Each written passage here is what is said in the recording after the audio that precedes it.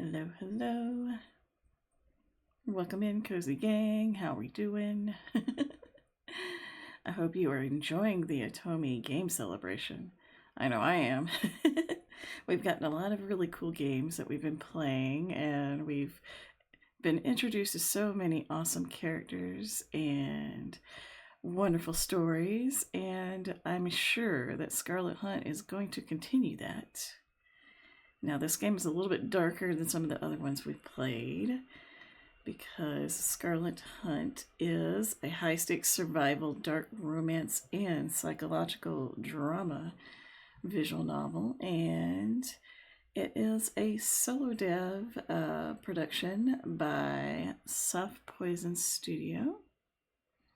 We are really excited to see what they have for us in this game, and you can play the demo yourself. The demo just came out on the 4th, and I'll have the links in the description for that and for the Kickstarter, so you can make sure to support it and get some pre notification if you are interested, because wish listing and getting notifications for pre-launch for Kickstarters, it helps the devs with the algorithms and such, because we all need a little boost for our projects. So we like to help out when we can. I also want to give a warning about this game. It is meant for mature audiences. There are a lot of serious themes, like there's a lot of foul language in it. There are some really difficult choices to make because it is a dystopian world ruled by vampire lords, and our main character and their friends are slaves. And it's gonna make us make some difficult choices, just so you know before going into the game. But hopefully you enjoy it with me. But I am nervous-sided about this. The artwork and everything looks really cool for this game, but I'm really, really nervous for our main character here. So let's see what happens when we jump into the Scarlet Hunt. And we have our lovely main character here. I think I'm going to keep the default name of Robin.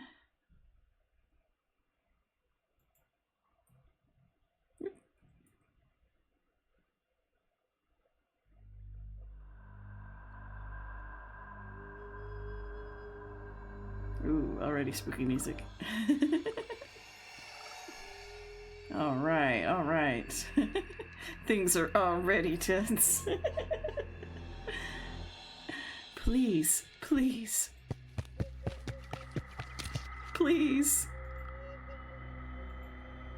Damn. There. Hear that? She's close. Of course I do. She's making a mess of it. Uh-oh. Boo. Ah!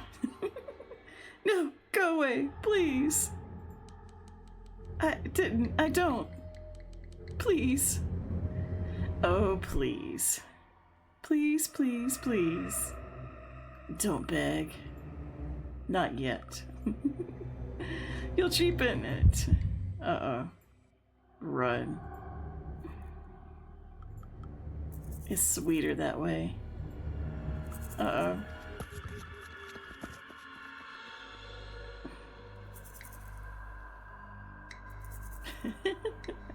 This game definitely has hunt in its name for a reason.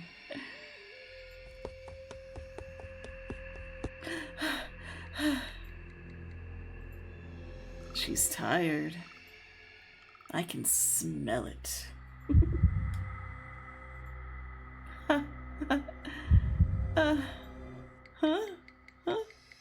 I can't.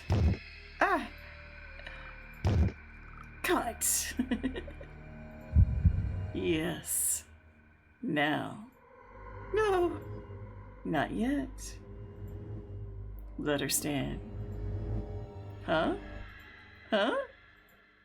Stay back.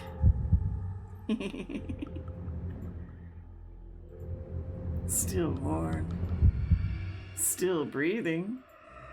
Still fighting. Still human. Still human. Uh-oh. Very. Please. Please. Did you? I felt it.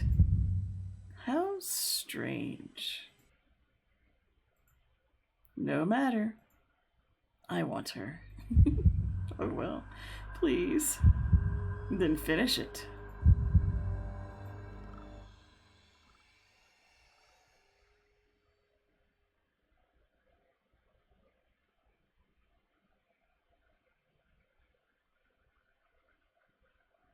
Ugh.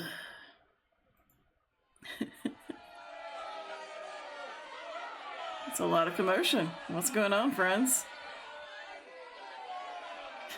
Why is it even that big of a deal?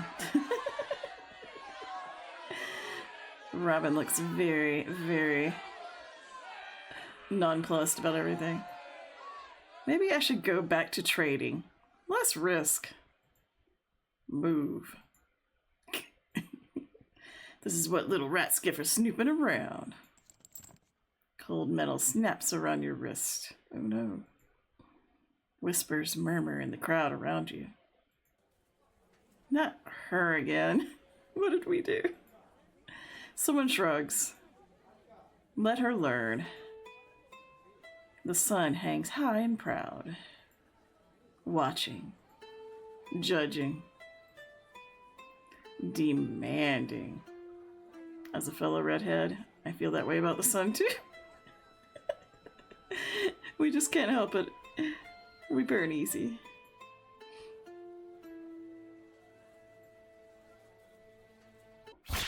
Ooh. Ow. A sharp sting bites into your skin. You force a breath. It's not fair. Ari always gets away with a slap on the wrist.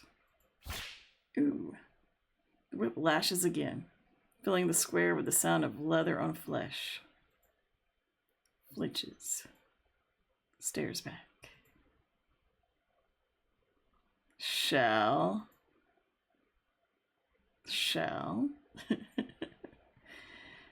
Weed soup tonight, then, again. Uh-oh. The blows are merciless. Cutting. Hungry. Covers face. Doesn't move. Never. Still better than last time. We've done this a couple times, evidently. Steal. And certainly better than the ones hanging by the gate. Uh-oh. Your head shudders. Again.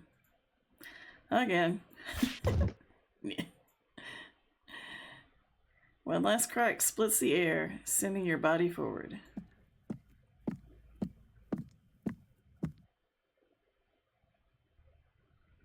What a lovely day for a little listen, eh?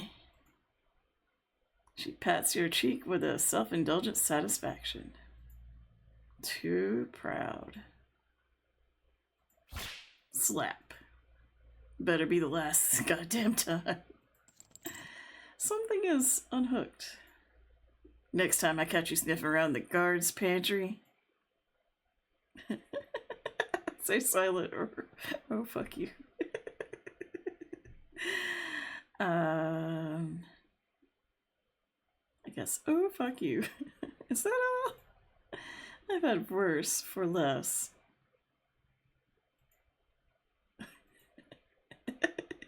Shit.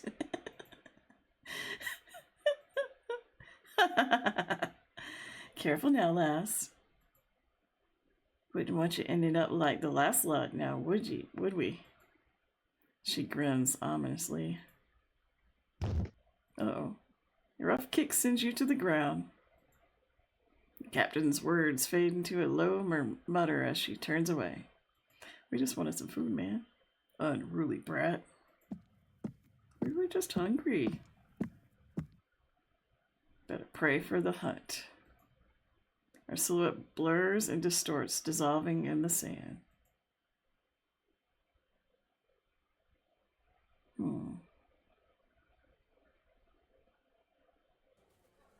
The sun burns. Wounds sting. Blood dries and pulls tight.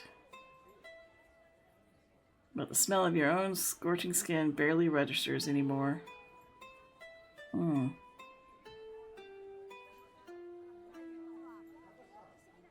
That bitch.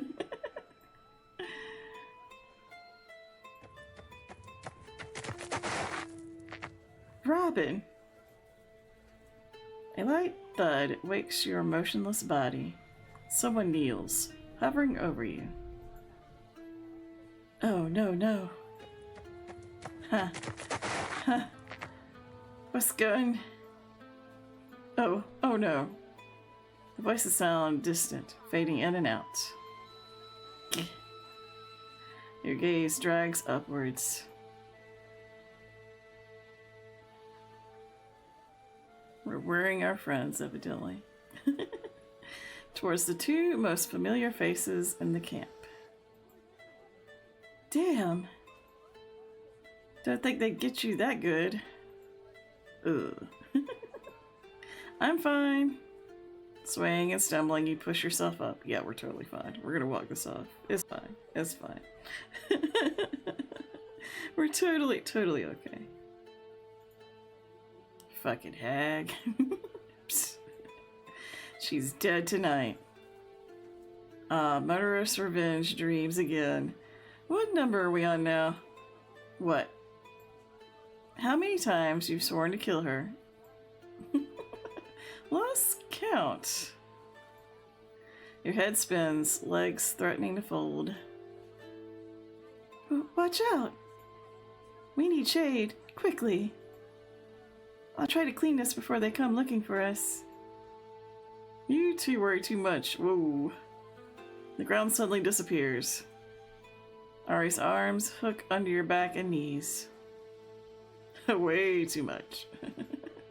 He sweeps you up in a bridal carry. I don't need this. I mean, I won't turn it away. Yeah, we know. You're extremely tough. Put me down. But... Hey! We're not letting you shrivel into a raisin out here. Yes, please take care of your gingers. We need help out of the sun. Careful! I am careful. You're crushing her ribs. Oh, important detail. Ari's just like, it's fine. They're just trying to help. Nella scouts ahead. Ari adjusts his grip. The only sound left is the sand crunching underneath his feet. Sagging in his arms, your lungs deflate in a sigh. A sound of defeat. Yeah, sometimes you gotta just accept the help. Fucking hag. Oh, goodness. A cold sting runs down your back as you press a damp cloth. Your fingers shake, jaw clenched so tight it aches. You refuse to make a sound. You will not let them see you break. Until... Gah! The cloth slips, blood smearing around. Robin, please, you shouldn't. I said I've got it. A lie. When you both hear. Nala kneels carefully as if you were an animal about to bolt. Nala's just concerned. She takes the cloth from your hand, fingers brushing your wrist. Her touch, feather-light, almost unbearably gentle. She's so cute. Too kind. Instinctively, you stiffen. I'm sorry. I know it hurts. Just a little more. I promise. Hurts doesn't cover it. The whip burned. This sinks.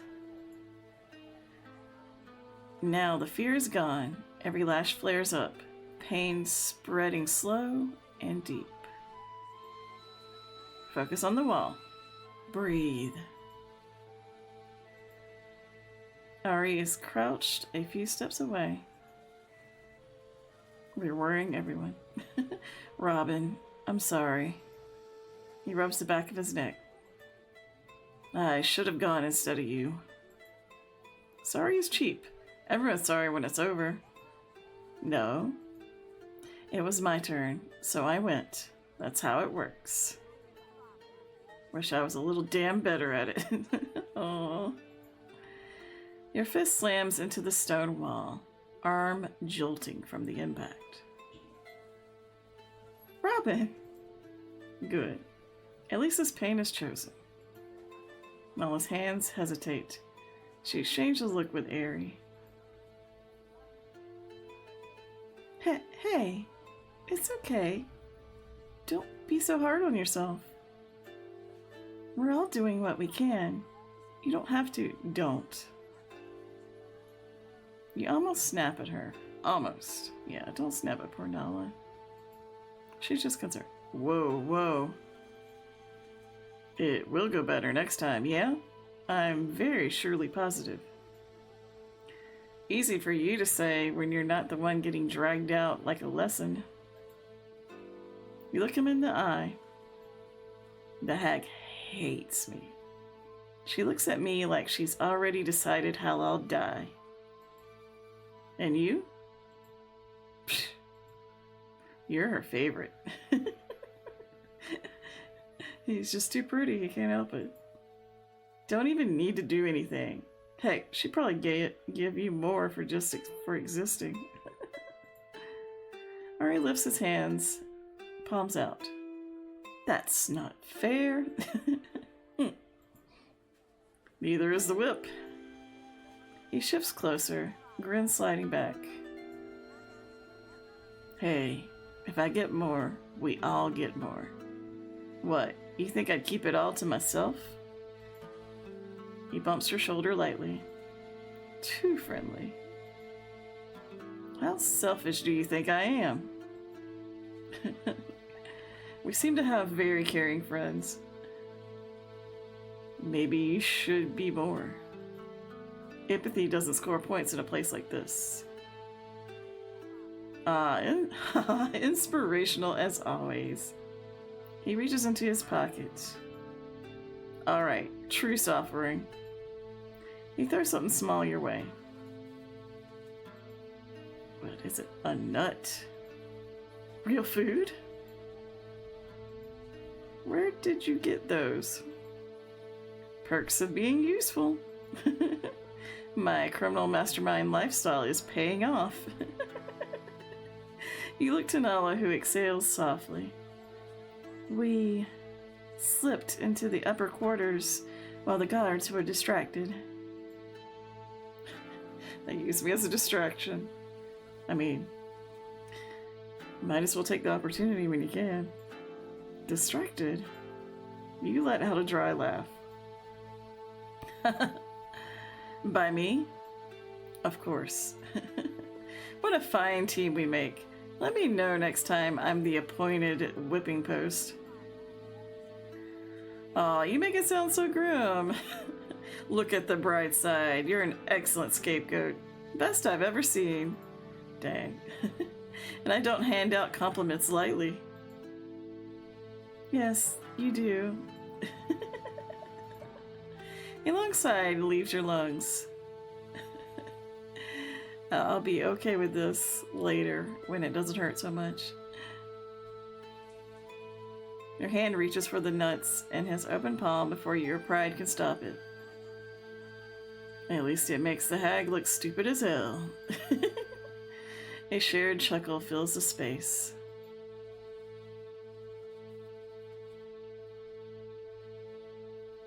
The moment fades quickly as you share the spoils. The place falls quiet again. Still, something felt off. Yeah, there were barely any guards in the quarters. Strange. Uh-oh. Think they sneak off into the city? Or have some secret dance parties? He gasped. Or both? Thought I was the concussed one.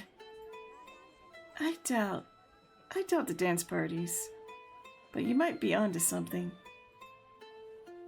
Hope slips into her voice. Maybe this time. No. Robin is definitely the realist in the group. We've tried so many times. The walls are impossible. The guards still cover every key point. A duty shift won't change that. Ari shoots up. Never say never! You're just too charming. A sprinkle of optimism from time to time wouldn't kill you, you know? That. Worse, it would make me sound like you.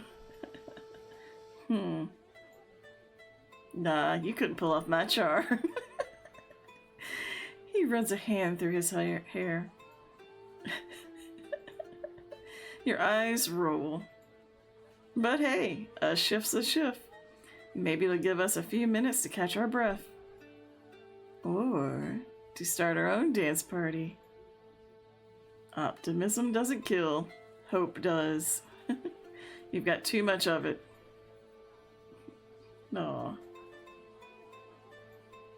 You say the nicest things. We're so nice. Hope is the only thing they can't take from us. He reaches out, pressing nuts into your hand.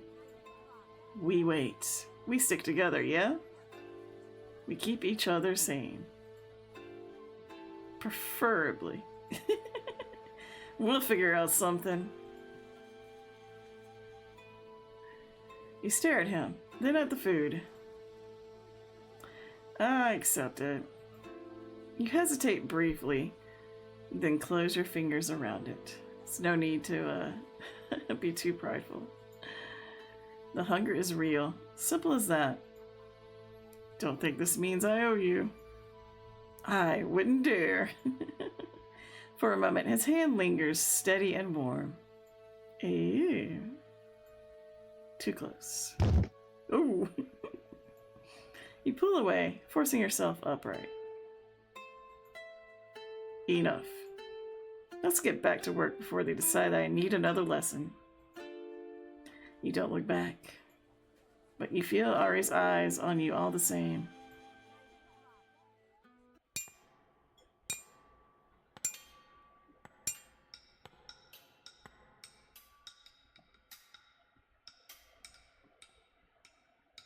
Tap, tap, tap. Bruised and aching, you manage to drag yourself back into the grind. Not that there's much choice in the matter. To the mines. As claustrophobic as the lower tunnels can be, the stark temperature contrasts and the refuge from the scorching sun are much welcome. Cling, cling, cling.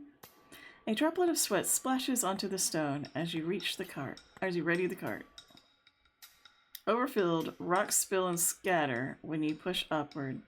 The sound ripples through the dark maze in echoing waves. Oh?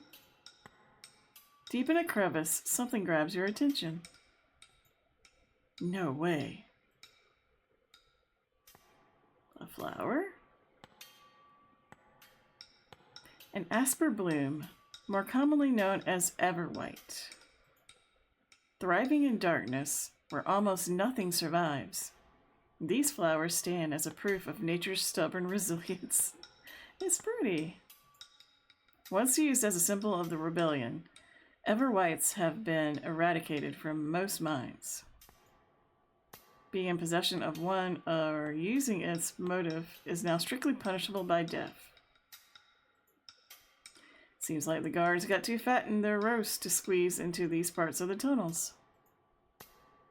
Aww. But we don't want to die immediately, and I don't want to destroy the flower. So let's leave it be for now. You smile to yourself as you mark the spot. I wonder how long it'll take them to notice. Once ascended, you pause briefly to catch a breath. As you wipe your brow, something in the corner of your eye promises to make your bad day even worse. Is it the captain again? Ha ha ha! What you scared for, huh? She's shaking like a wet rabbit. Careful, you don't want to catch fleas. We sneak closer to see. Uh-oh. Nala being cornered. Don't you mess with Nala. She's too precious. Not this shit again. Hey, quit it, Bran. Sure enjoying that boost of ego from kicking the small ones. Makes you look real tough. Ha! Touch the bunny and the ginger shows up. We're not quite done here, so if you could kindly get lost. Yeah, leave it, Ginger, or you'll be next. Boy, shut it, mate. Sorry. Your eyes flick between Nala and her tormentors. She trembles, tears running down her face. You step forward, closing the distance. Funny, aren't you? Let her go. Bran blocks her way with a puffed out chest. Too cocky. Move.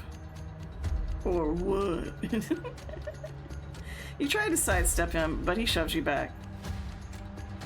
Both bullies close in. You glance at Nala. She takes a hint and darts around to take shelter behind you. What's your problem, man? The usual insecurity or something more sophisticated this time? You. He glares at you, fuming. Ooh, stare down. You're stuck in a standoff. Until... What's going on here? Ari walks in, towering over everyone. He's pretty tall. Are you guys okay? Ari! Shh. Lucky for you, the doggy showed up. He backs off. You won't be so fortunate when the vampires gnaw on your necks.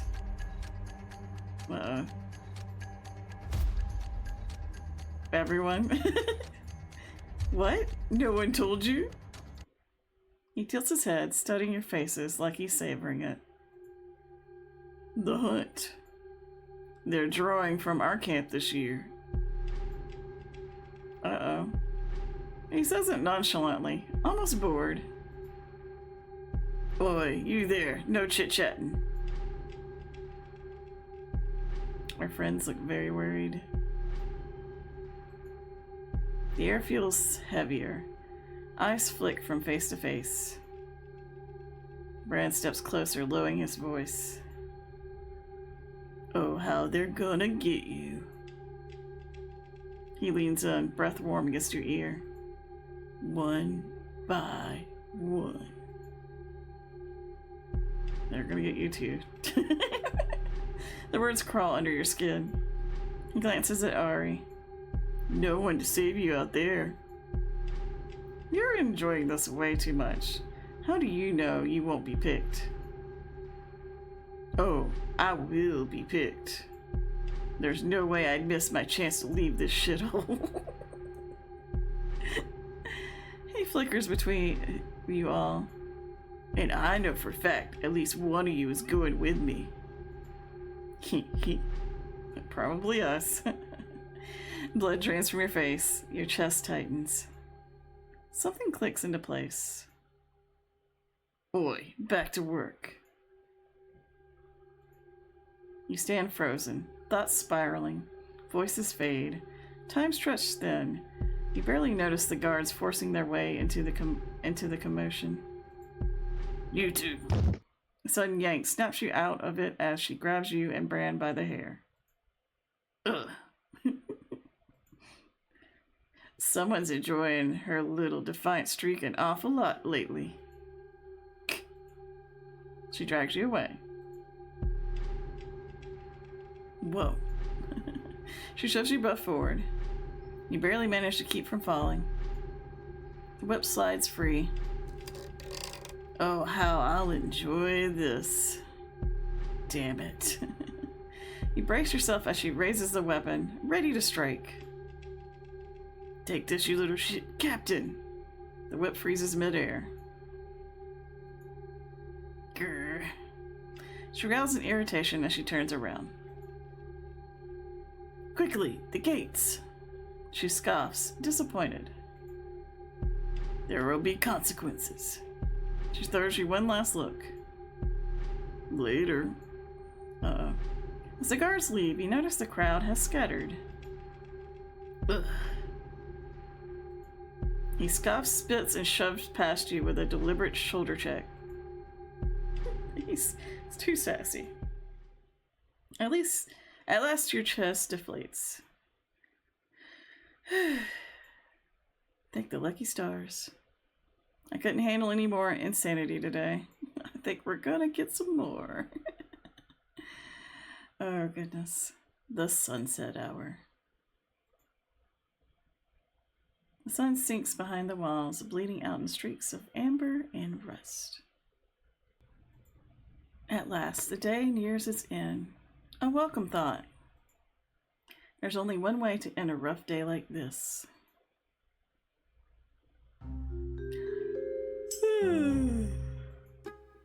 I'm bloody tired. 1, 2, 3. Easy. Aye, those little shades have been a real pain in the ass lately. Now. You leap out from behind your cover, swiftly taking the next one. Oi, you little pussies. A few whiny brats is all it takes to wear you out. Keep laughing. Oi, what was that? Your lungs pause. Was what? Scratches his head. Rats. They resume laughing. Whew. Just a bit closer. Your shoulder brushes cold iron bars. Somewhere deeper inside, metal slams shut. Your breath drags in, quick, hot bursts. A chill engulfs your back. Counting heartbeats, you press yourself flat against the stone wall. Eventually, the voices fade enough. You slip into a narrow crevice, carved between a fractured stone. Hey, cheer up. No point in despairing prematurely.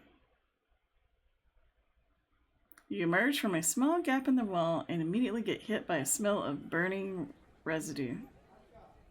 Ari paces around the struggling campfire, kicking a stray scrap aside. Nala simply watches the flames, arms wrapped around herself, sketchbook resting on her knees. You look down at the rubble and metal junk. The hideout.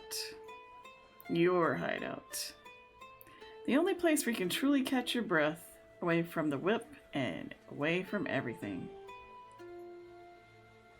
I mean, statistically speaking, what are the odds of one of us getting chosen?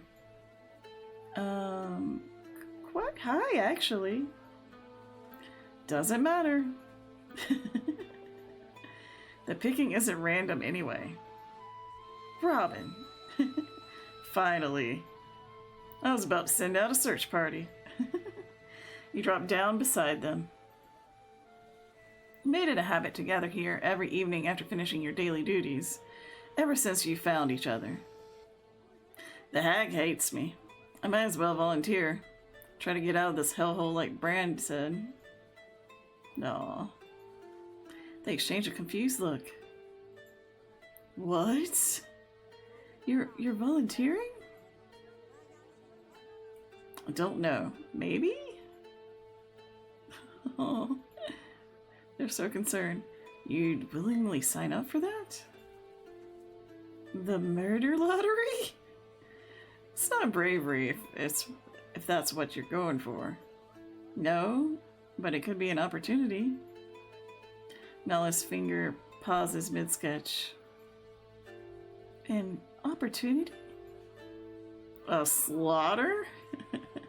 With bonus screaming? You throw yourself at them just like that? And for what? A scenic tour of your own funeral? I have nothing to lose. Nothing? Oh, you have these two friends to lose. Friar crackles. Robbins, those hunts are barbaric. It's a bloodbath. Pure carnage. People don't come out alive. Nala drops her gaze.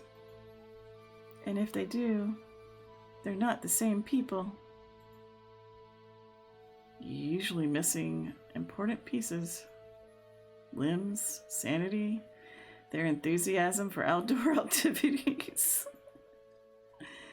I imagine that would do that. We can find another way out of here, I'm sure of it. But whatever you're thinking, please, promise you won't do anything stupid. We only make smart decisions, don't worry.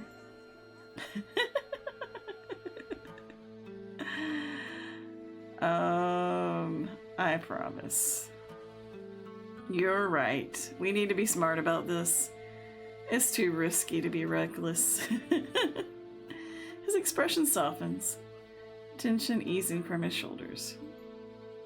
Nala turns her diary towards the firelight. Pages filled with tunnels, measurements, and question marks. What if we find those old tunnels from the rebellion? I think I'm getting close. Maybe. She's been working on this like she's gonna liberate a nation with a rumor. Always a dreamer. We've been trying to figure it out for months, Nala. There's no way out. We did find that one flower. But, the air shifts near the east corridor. I felt it. There's space behind the stone, and that's just some old folks' tale to keep our hopes up. And hope is a fool's game in a place like this. Let it go already. Crack.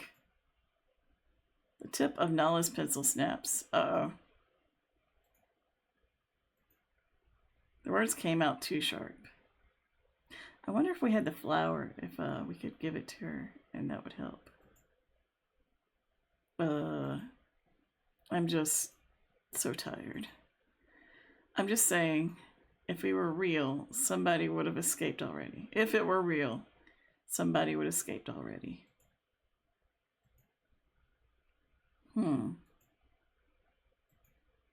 I know exactly what you need. A scientifically proven morale booster. Ari walks up to the fire and digs something out with a metal rod. Aha! Huh? He tosses something your way. Ah! Careful! A scorching potato lands in your hands. Ooh, hot potato. Hot! You immediately send it back his way. Is it? Ah! She reflects it your way. Nice one. Take this. Whoa. We'll just play hot potato a little bit. Didn't know I engaged a professional potato thrower. Careful, Nala. She's been training for the Underground Potato League.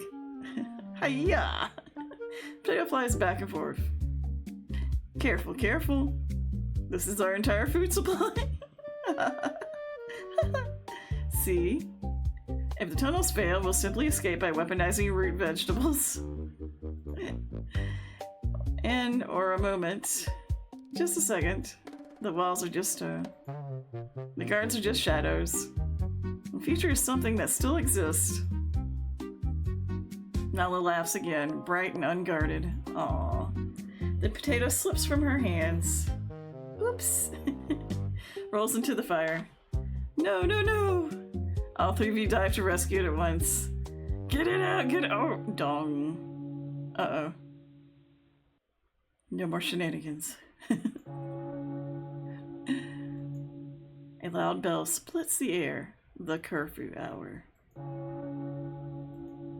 Somewhere beyond, iron gates begin to close. Ari quickly puts out the fire. You place items back into their hiding spots. Blanket under the metal. Kindling between the rocks.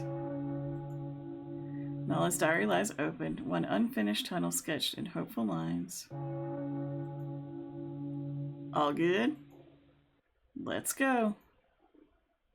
Bell does not stop.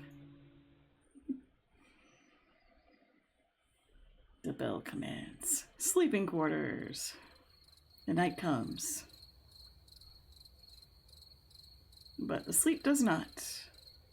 Ugh. You turn to the side. Ari is long passed out, breathing slow and even. So cute. Nala's side of the room is empty again. Long, tired breath. Something about the day's revelations clings to you, refusing to loosen its grip. The damp chill of the cave air presses against your skin, a constant reminder of unease. Your fingers run up and down your back, feeling the scabbing wounds. Peace is rare here, but tonight it feels impossible, as if something old has been disturbed, something you thought you had buried for good. You roll. The hammock creaks softly. You stare up at the cave ceiling, watching shadows crawl across the stone. Your eyes flutter.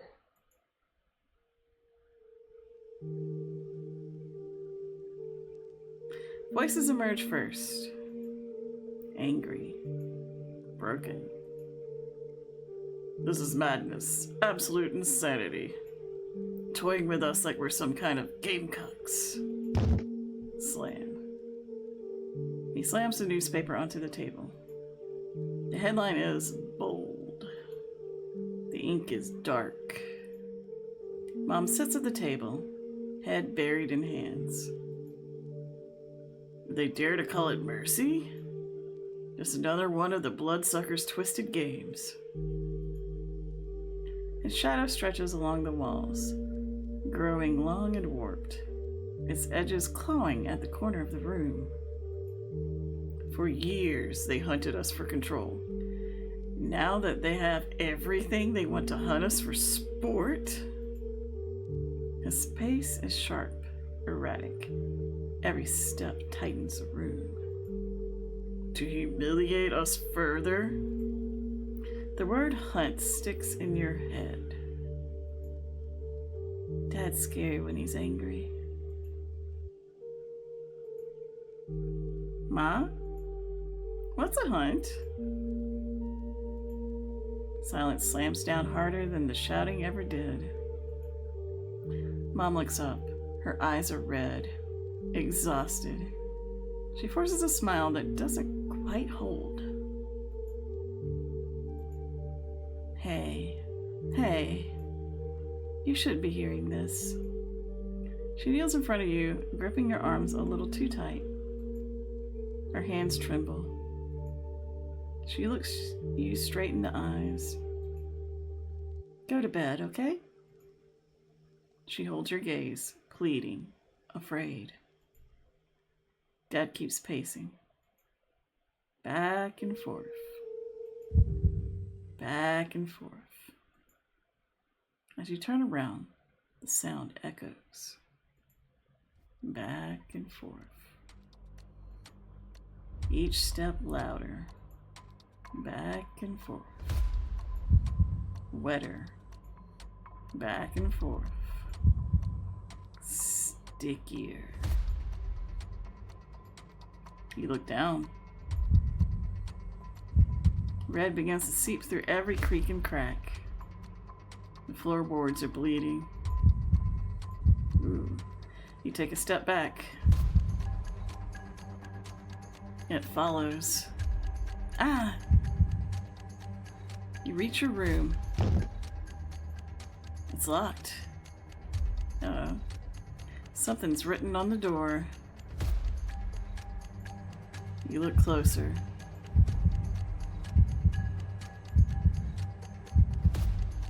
Run. Uh-oh. Dang. Ah!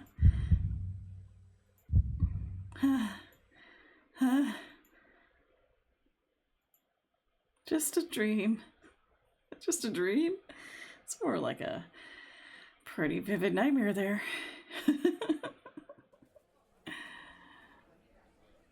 Poor thing.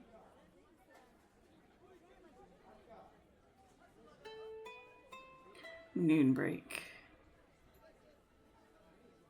Today is a decent day. As far as good days go around here. You were lucky enough to feast upon a fish. An actual meal and not a single lashing so far. Might be a new record. A victory measured in bones, unbroken, and skin still your own. You've learned to appreciate the small things to keep yourself sane. Or perhaps your mind is long gone. You're just telling yourself otherwise. Is a lunatic aware of their own madness? Doubtful. Murmurs and the stench of despair lingers as you meander through the busier parts of the camp. Since the time allows you so, your stroll back to the mines remains rather leisurely. An occasional scream cuts through the crowd's chatter. No, please! No! Ah! The scenes are all too familiar. Lashings. Mercy. Elderly slaves too frail to mind, dragged aside, left out in the sun until they either recover or don't. Aww. A woman may turn her back to shield her child from the enforcer's blows. Aww. No one intervenes. No one dares. Survival here depends on learning where to look and where not to. You're all just waiting for death inside the mine shafts or out here in the sun in whip's reach. I wonder which one makes for a worse end. A soft melody weaves through the air. You recognize it immediately. A remnant of the failed rebellion. Promise passed down like contraband. A shared hope, fragile and dangerous. They hum it anyway, lips barely moving. When a guard comes too close, it fades. Then returns once more. Some keep dreaming. Sometimes that's all you can do. As you round the corner, the air suddenly grows heavy. Smoke stings your eyes and clings to your clothes as you move through the sapphire haze. A familiar smell, sharp, but not entirely unpleasant. One could call it refreshing.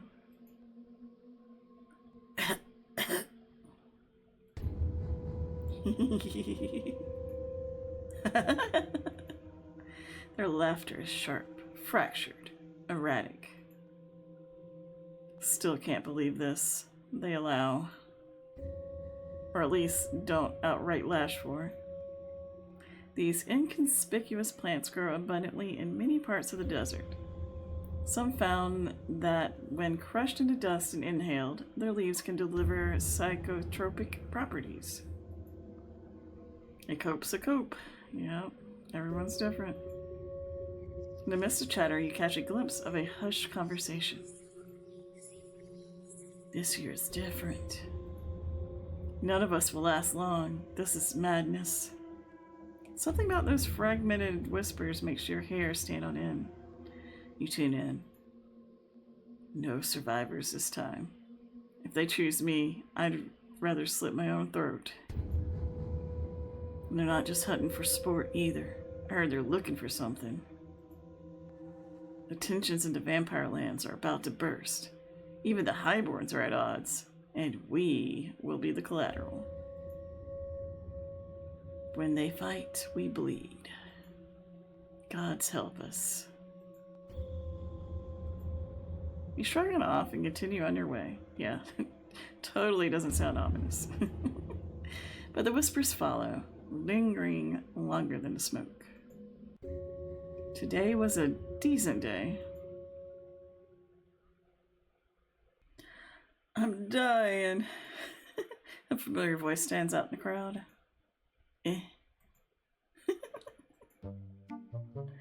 Write down my final words. Tell my wife and kids I love them. You push through a small cluster of onlookers to find Ari wallowing in an exaggerated faint. Ari, you don't have a wife or children. That's why I'm dying alone. Oh no. He's so dramatic. He collapses collapses dramatically onto a pile of cloth. You were trying to sew your clothes again. Oh, how I suffer. And you pricked yourself. Again. A mortal wound self-inflicted on an immortally handsome being. Looking away, he stretches out his arm towards you, a thin stream of blood running down his thumb, already halfway dried. Tragic. I'll start drafting the memorial. You turn around and start walking away. Wait!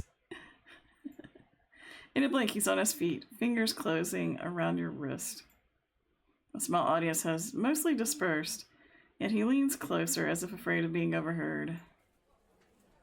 Are you okay? How exactly do you expect me to reply? Or rather, which answer would make you feel better?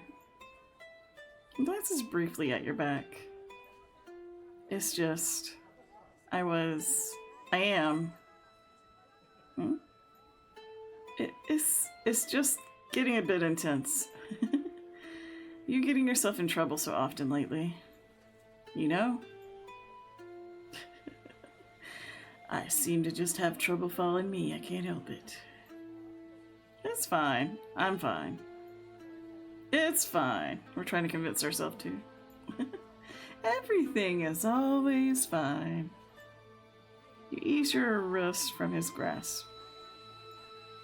But if you're so worried, you're always welcome to step in more, you know. Robin. That's not... Anyway. Something's weird's in the air today. Whispers. Ari knows something. They're scared. That's all.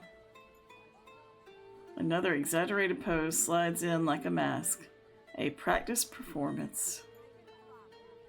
Not everyone can be as brave as moi in the face of inevitable horror. Bravest man alive. Except when needles come around. I wouldn't worry too much. Hey, we stick together, right? No matter what comes. Yeah. Sounds like someone's going to have to make a choice. A suspicious thought creeps into your mind. How did you get the sewing kit? Haha, jealous? He sends you a mischievous smirk. You send him a stern look. Okay. I guess mysterious and charming doesn't work on you. Show me some mysterious and charming, and I'll let you know. Meanie. Alright. Trading. Better than stealing. Less risk. The risk, however, he looks at his bleeding thumb, lies in the craft itself. Right. I even attempt when Nalik would fix it in 5 seconds. Maybe I'm trying to become more independent. Better late than never. Alright, smartass. Let's see how that sass carries your pickaxe, shall we? To the mines. The children yearn for the mines. Reluctantly, you find your way back into the mines. All three of you are assigned to the same tunnel section today. I don't want to say I'm outworking both of you today, but if they start carving statues of heroes, I'll need you to pick my best side. You don't have a best side. They're all equally unbearable. Aw. I think that Robin has done a bit more than you today. Sorry. A few rocks tumble from the ceiling as you hit the stone. Huh? Wow. Betrayed. By my own people. He clutches his chest. This is how legends fall. You're not a legend, Ari. You're a cautionary tale. Don't bet against the guards. Don't try to fight the wolves barehanded. And don't listen to Ari's escape plans. Ari hauls a pile of stone onto a cart. Okay. First of all, the wolf incident was a one-time thing. And technically I survived. Barely. You still limp when it storms. Adds to my charm. He sends you a wink. You roll your eyes. Nala chuckles. Idiot. These little moments make the whole thing just a little more bearable. Even though you'd rather get buried alive than admit it out loud. You alright? Uh-oh. Watch out! The tunnel starts to shake. Uh-oh. That's not good. Dust and debris fall from above. Robin! Ah! The ceiling gives in. Shit. Uh-oh. Run. You jump to the side. Is everyone okay? Silence. Ugh. What just happened? Try to open your eyes. They already are. It's just very dark. Shit. Feeling the stone around you, you manage to stand up. Ari? Nala? I hope they're okay. We're just separated. Is this death? A faint blow of air disrupts your thought. Barely noticeable. If your other senses weren't deprived, you would probably miss the stimulus. Huh? Seems to be coming from a small opening in the rubble. As you inspect it, something catches in the corner of your eye. Now it's adjusted to the darkness. A low, warm glow. It's coming from the opposite side. Another opening? Uh-oh. It's not stable.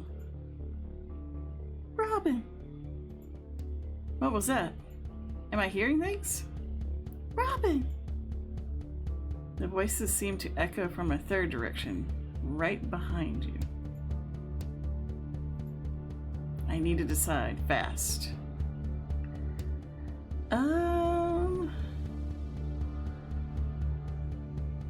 I am going to go towards my friends because I'm worried about them. Although this is probably better for survival. I want to see if my friends are okay. He must be close. You hastily start removing the debris. Nala?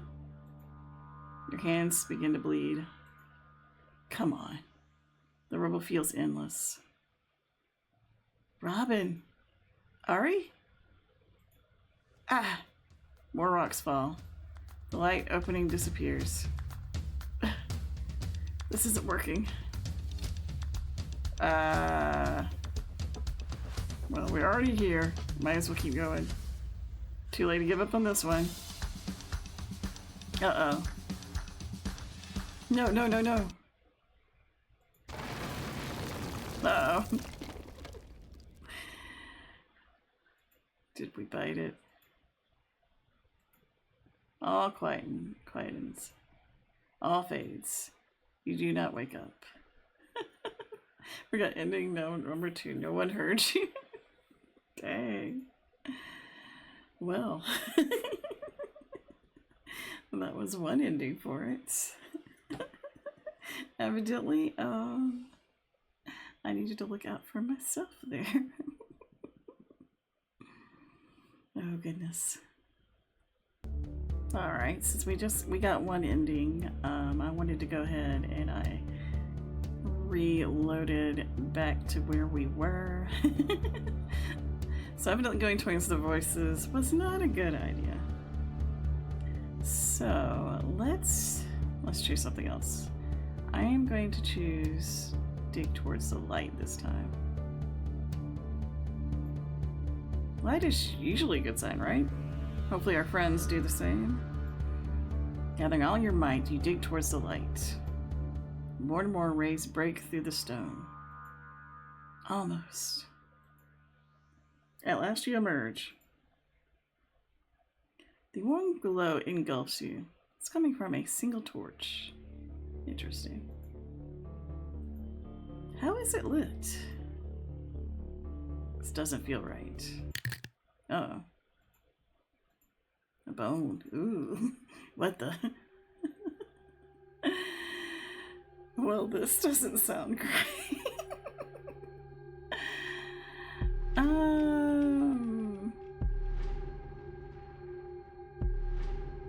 Should we go back to our friends? Let's go back to our friends.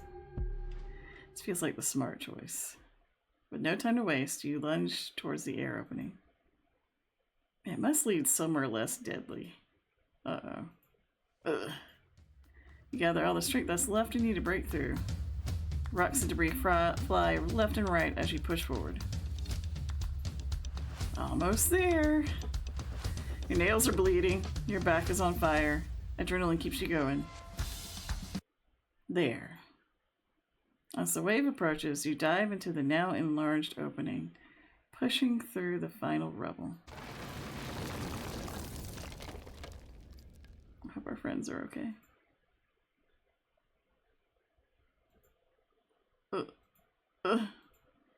Did I make it? Robin! Nala runs towards you. You're actually not dead. I mean, there was a time I was, but I just reloaded. Y'all don't know that. Ari beats her to you with an impossible leap. Nala's like, hey, I want to dog her. Locking you in a squeeze more suffocating than the collapsed tunnel behind you. He's crying. Aw. I thought you were gone for good. I might be soon. we were so worried. I've survived worse. Is that even a good thing? Doesn't matter. Right now, it feels good to be alive. Yes, it does. The shaking seems to have stabilized. Y'all don't worry about this torch that's in the other direction. It's fine. We're not gonna go that way. That one was close though. Although we might be forced to go that way. Another perilous danger conquered. I should write books about us. Or at least a news story. #1 local potato league heroically refuses to die in a mine collapse. Celebrations later. We're still trapped. Right. We've looked around and there! She points towards something with way too much excitement. Cloth scraps, marks. And there is more deeper in the cave. I think this is it. The old rebellion tunnels. We found it. Uh-oh. Huh? Wouldn't that be convenient? Too convenient. Sparks shine in Nala's eyes as if they were stars themselves. Poor precious Nala. Yeah, that too, but also... He walks toward a pile of debris. These rocks are loose. probably freshly fallen from the collapse. I bet we could dig through. Plus, if you press your ear against it, you can hear some voices. Maybe, possibly. Don't quote me on that. But we should also check deeper in the cave. These might lead somewhere. She clutches a torn scarf, inspecting it carefully. You glance at the cave ceiling. The shaking could return at any time. Ooh. Tough decisions. Let's save real quick. We're gonna save just in case. We got stats.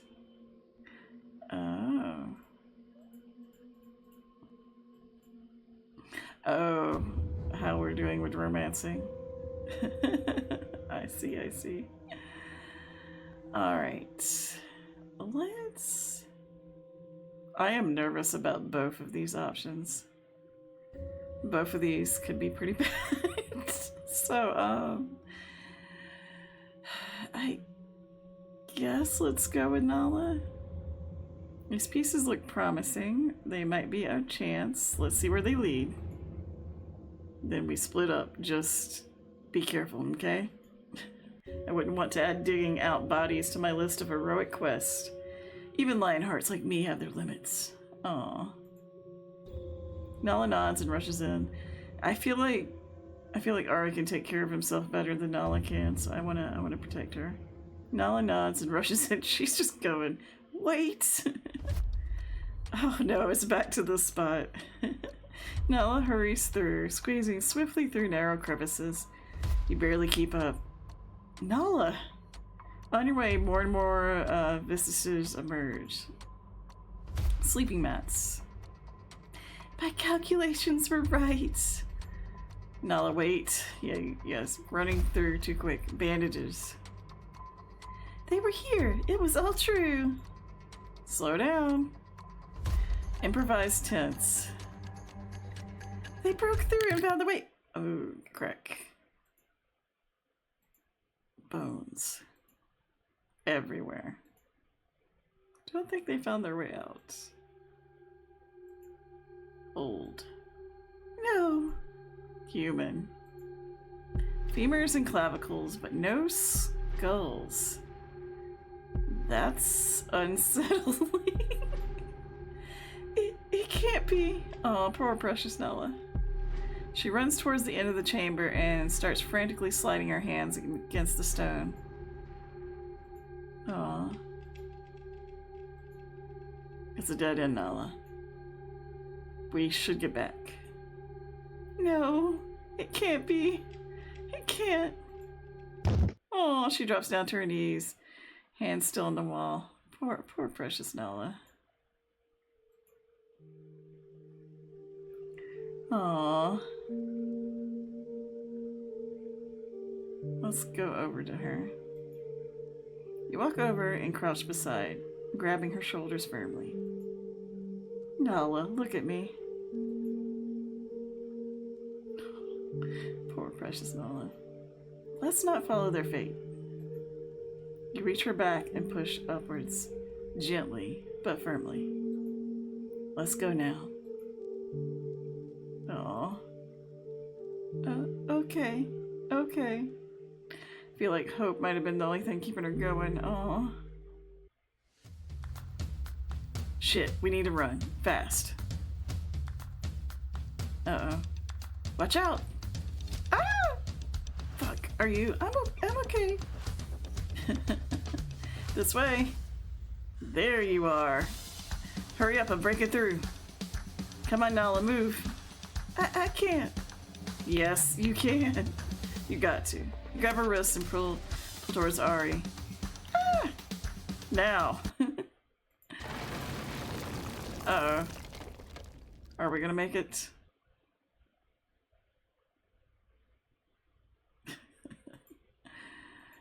Not again. Boy, someone's there. Get him out before the shite tunnel jiggles again. They dead, no?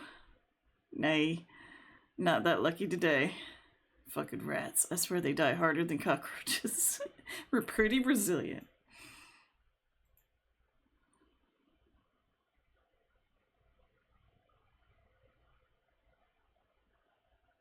A few hours later. Everything's fine. Ugh. Pain splits your skull like it's about to explode. So, today was a bit extreme. Every inch of your body screams like it was buried alive. Skin, muscles, bones. Ari's bandaging his everything. Well, that's one way to get time off, I guess. Miraculously, you not just survived, but suffer only minor injuries. Nella hugs her notebook, gaze fixed on the ground. Poor thing. She needs some comforting. Barely a word has left her lips since waking up. She's taken way more psychic damage than physical. I wonder which is worse. But her suspicions did come true, in a way.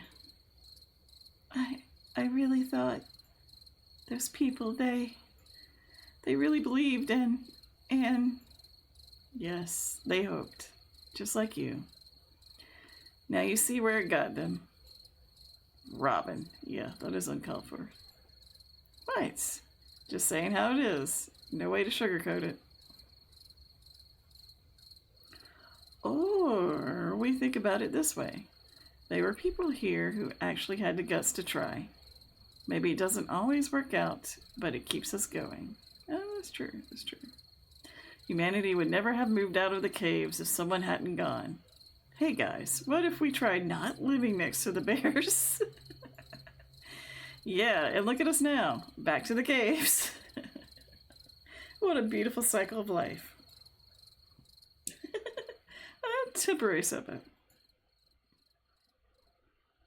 Like tripping on a rock while heroically running towards your destiny.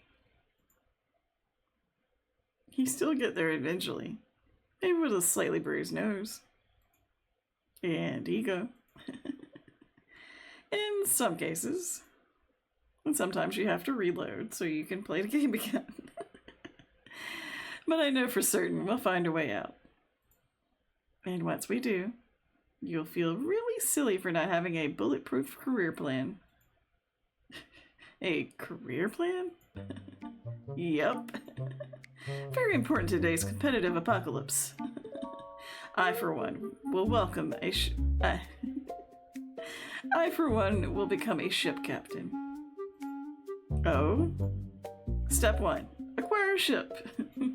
Step 2. Learn sailing. Step 3. Avoid getting seasick. Step 0. Escape prison. Yeah, I'll polish the details later. Then, after a life of grand adventures, I'll retire in a cozy little village and open my own cakery. Dream big there, dream big. Ari's sweet dreams, the best pies in town. You really thought this through. Of course. Survival is temporary. Branding is forever. Oh, goodness. Would you make strawberry muffins too? My mom used to make them. I wish I could feel that taste one more time. Aw, absolutely. I would give you all the strawberry muffins. There's no dessert you wouldn't find at Ari's Sweet Dreams. Please rethink that name.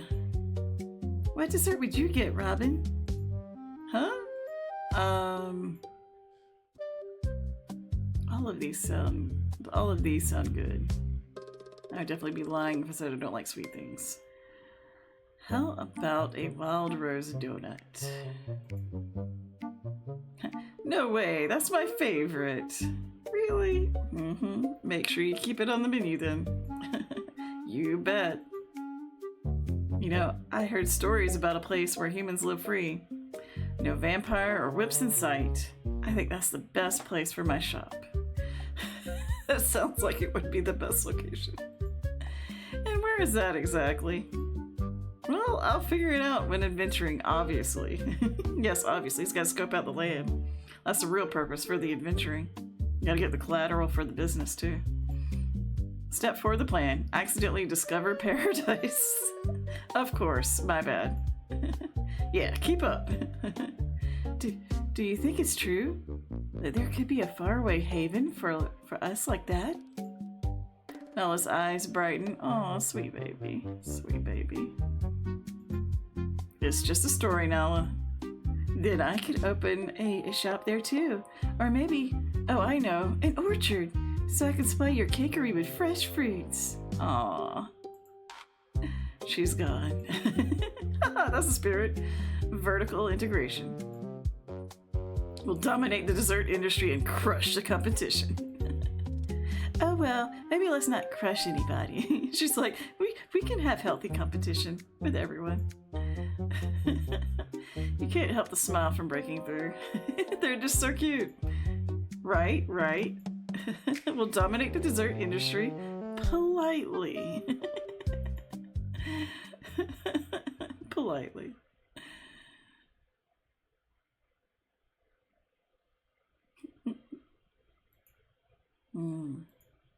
Ah! A sudden jolt tears you out of shallow sumpler. Sweat clings to your skin. Lungs burning as if you've been running. Huh? Huh? Another nightmare. Find little comfort in the night's fall lately. Nightmares at day and nightmares at night. It's been a hectic day. Give me a break. No breaks for you. You must have slept for many hours after the mine collapse. You're wide awake now. You look around. The camp breathes in low, heavy rhythms. Exhausted bodies are covering for another day of labor. Her bed is empty again. Where's Nalla? The hammock sways ever so slightly, as if it had only recently been vacated. Nalla's always been in love with the stars. It is not unusual for her to disappear into the night. She's probably writing corny poems under the moon. Aww. Or howling to it. Who knows, really? Let her have her fun. Gotta have the small comforts in life. What does she do when she disappears like that? It's late, even for her. I'm sure she's fine. We only have mild concern. Well, I can't sleep anyway. You drop quietly from your hammock. The floor is cold beneath your feet. Curiosity? Worry? Restlessness? Just boredom. A little bit of all of it, I think. Whatever pushes you forward, you soon find yourself in the hallway, somewhere you are definitely not supposed to be. The corridor stretches long and hollow. Torches burn low, their flames whispering against stone. There are a handful of guards outside, fewer than usual. Shouldn't they staff these halls better? You move between the shadows with practiced precision. There are only a few routes she could have taken. The main entrance, heavily guarded.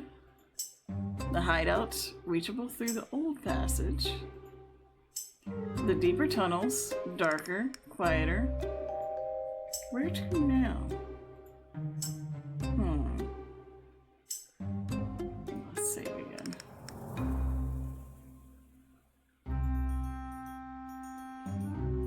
Alright. Maybe check the hideout? The hideout's a safe bet. You continue trying to remember the way to the hideout through the old passage. So you round the corner.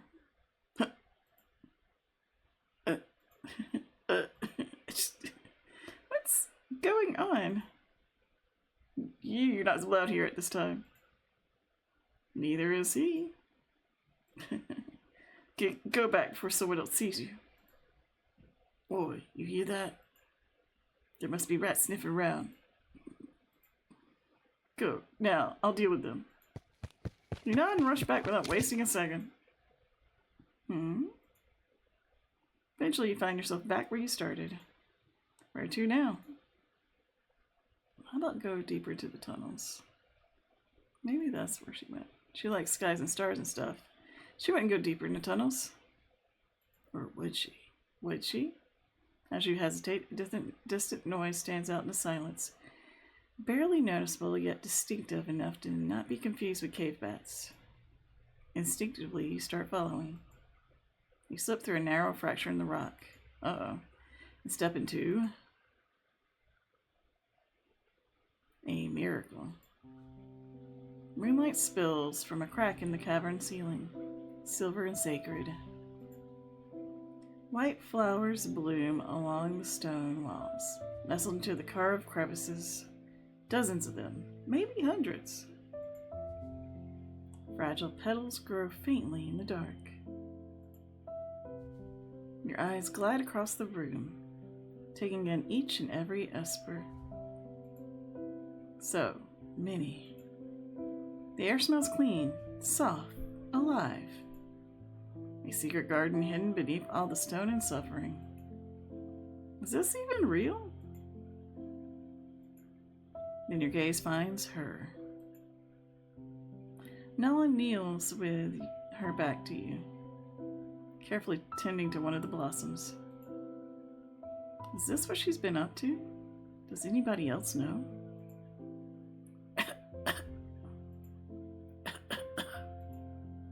Sudden onset of coughing fit makes you flinch, and a few pebbles shift around.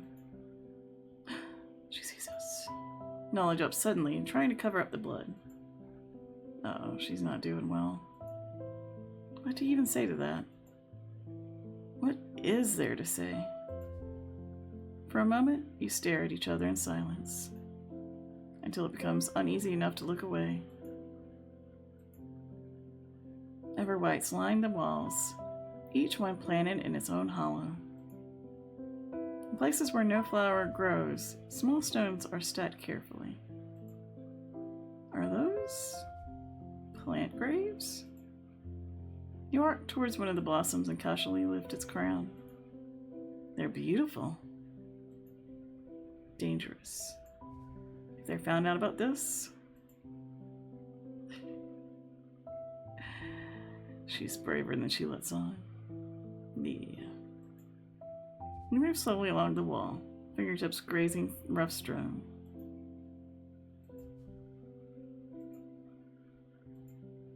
Thank you, Robin. The silence breaks at last. For yesterday with Bran, I never thanked you for that. You need to stand up for yourself, Nala.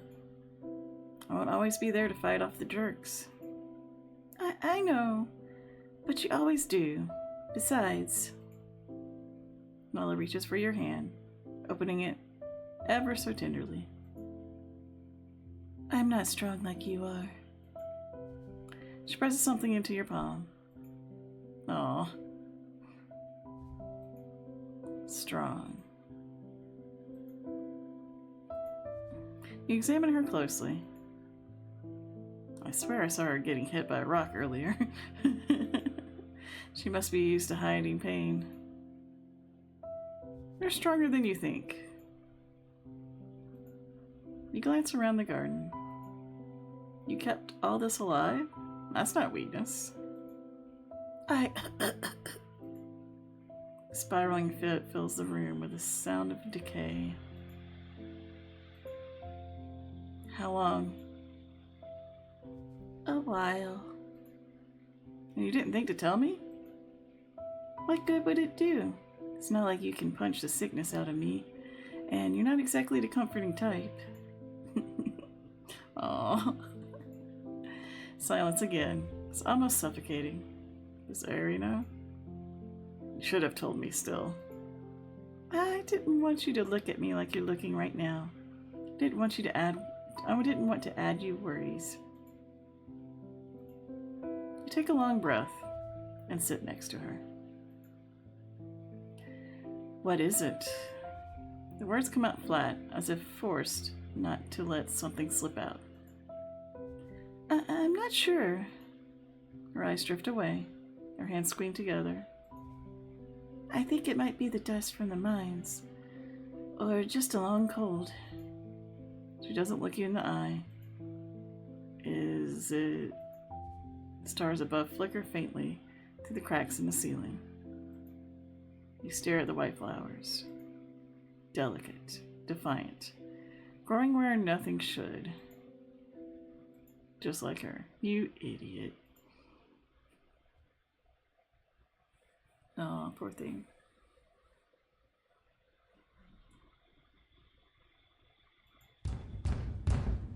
Oh, hey. It's a lot of banging. A sudden noise disrupts your sleep. What? The air feels wrong. You look around. The room is empty. Shit.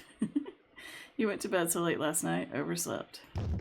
You jolt out of the hammock, heart slamming against your ribs. You barely pull yourself together when a guard storms into the quarters. Huh? He stops dead in his tracks when he sees you. You? It's the guard from last night. Eyes darting around nervously. He seems to be waging an internal battle. He's got some thoughts going on. You shouldn't be here. Everyone's supposed to have gathered at the selection site by now. His voice is tinged with an unusual urgency. What? For the hunt, the choosing in the Eastern Hall. Why aren't you there? I overslept.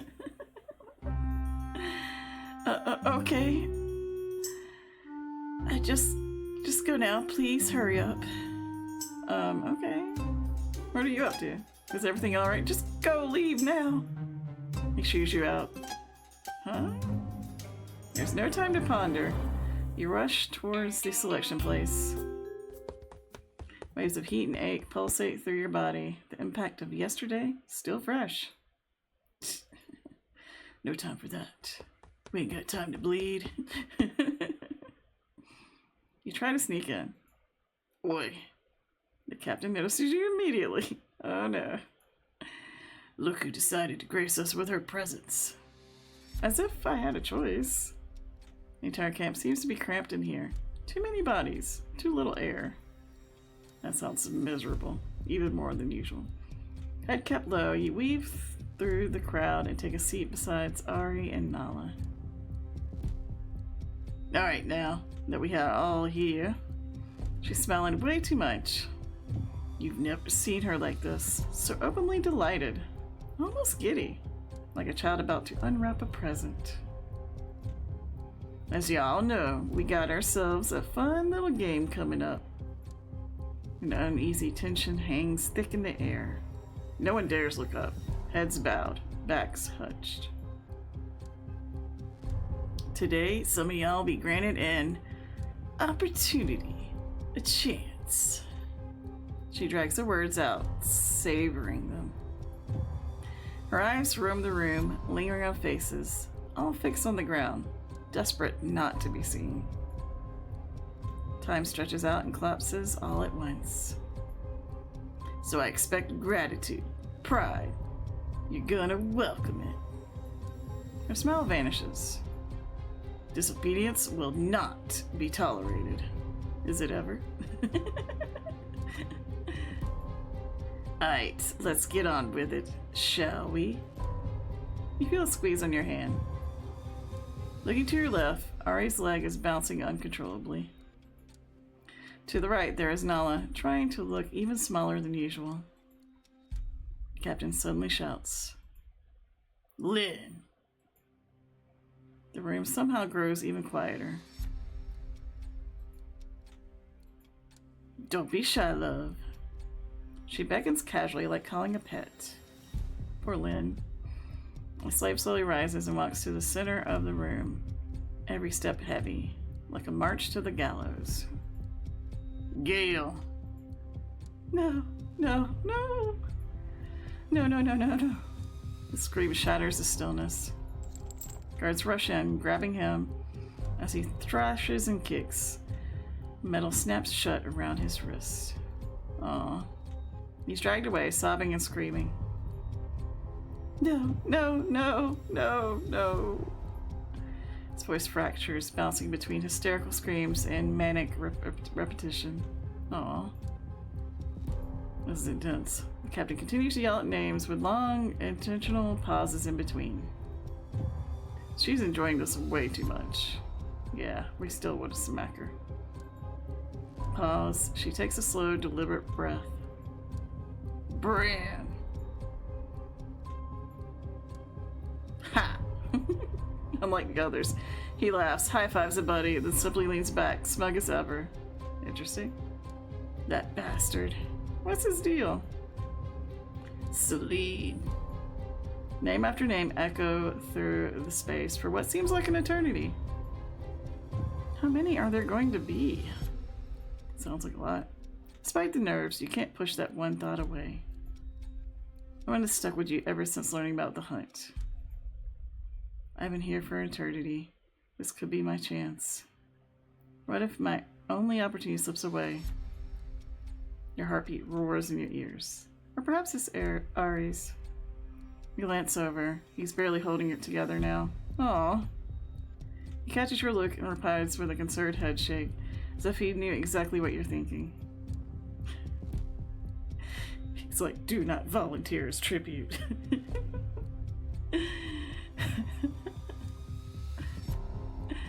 We're gonna save again. Let's stay quiet. We're probably gonna get called either way. We promised him that we wouldn't volunteer, at least. You remember the promise you made? Yeah, you stay quiet. The hunt is not freedom. It's just faster death. It's festive death. Your body would turn cold before even licking the liberation you yearn for so desperately. There has to be another way. Anyway. The adrenaline drops. The world starts to spin. Your vision blurs. Was it the right choice? Then... Nala. No! That's worse than us getting chosen. No. Disbelief hits you both at the same time. Ha! What? No. Your chest fills up with an unspoken dread. Your ears ring with the echo of Nala's name. Aw, Pacey's baby, no. Wait, she can't. What's the matter, Ginger? Want to join your friend? That's okay. A sinister grin creeps onto her face. You could both go. Happy? What? Time stops at the captain's words. Worm their way into your mind. You can hear the panic spike through Nala's breaths, face turning pale. No different than your own. Alright then, the nominations are over. The tea party's done. Tomorrow we ride for the formal inspection. All of ya called out today, be standing and ready before dawn. Now back to work. If I see anyone trying anything funny. She drags her thumb across her throat. I'll deal with you worse than any vampire. The crowd disperses hesitantly. Relief, shock, and anguish are omnipresent. Some cry, others fall to the ground and thank the gods. Some just stand there motionless. Yeah, this is pretty intense. The guards drag the screaming man from earlier outside and throw him to the ground. I know. The lash comes down. Again. And again. One of the guards turns his head away. Nala would usually rush forward to help afterwards. She always does. Not today. She stands frozen, her gaze stretching far beyond the horizon. No one says a word.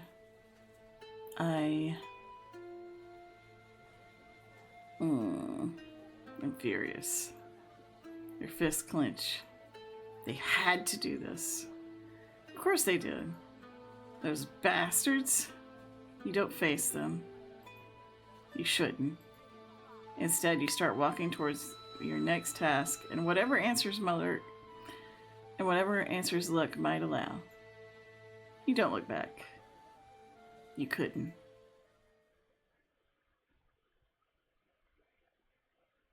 Ugh. You glare at each other. As a punishment for earlier, you've been chained together at the ankles in order to haul some of the heaviest carts using combined strength. Tension lingers in the air, emotions still raw from the selection. Do they think dragging dead weight like you will build my character for the hunt or something? What idiots. Let me guess, you're blaming me for this. Predictable. It is your fault for siding with the weaklings. Thinking you're being heroic or something. You bite your tongue, forcing the image of Nala from your mind. No. The look she had during the selection. Stop. You shake your head and focus on the card. It's just pathetic, really. Just shut up already. You pull the chain, making him stagger and nearly lose his footing. Ha! He regains his balance easily and tugs back with little effort. Yet you hit the ground right away, hard. Watch it. Impulse like that is exactly why they enjoy punishing you. No wonder you get yourself lashed so often. Like I said, pathetic.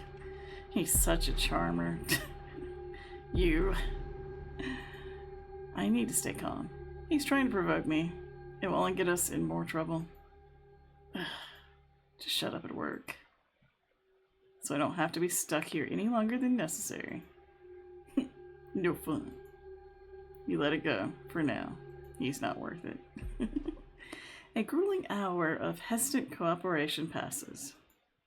You reach a narrow section of the tunnel, struggling to force the cart up a steep incline. Distant sounds of pickaxes and guards shouting echo through the cavern. Think you're the only one fighting to survive here? The speech comes in ragged breaths.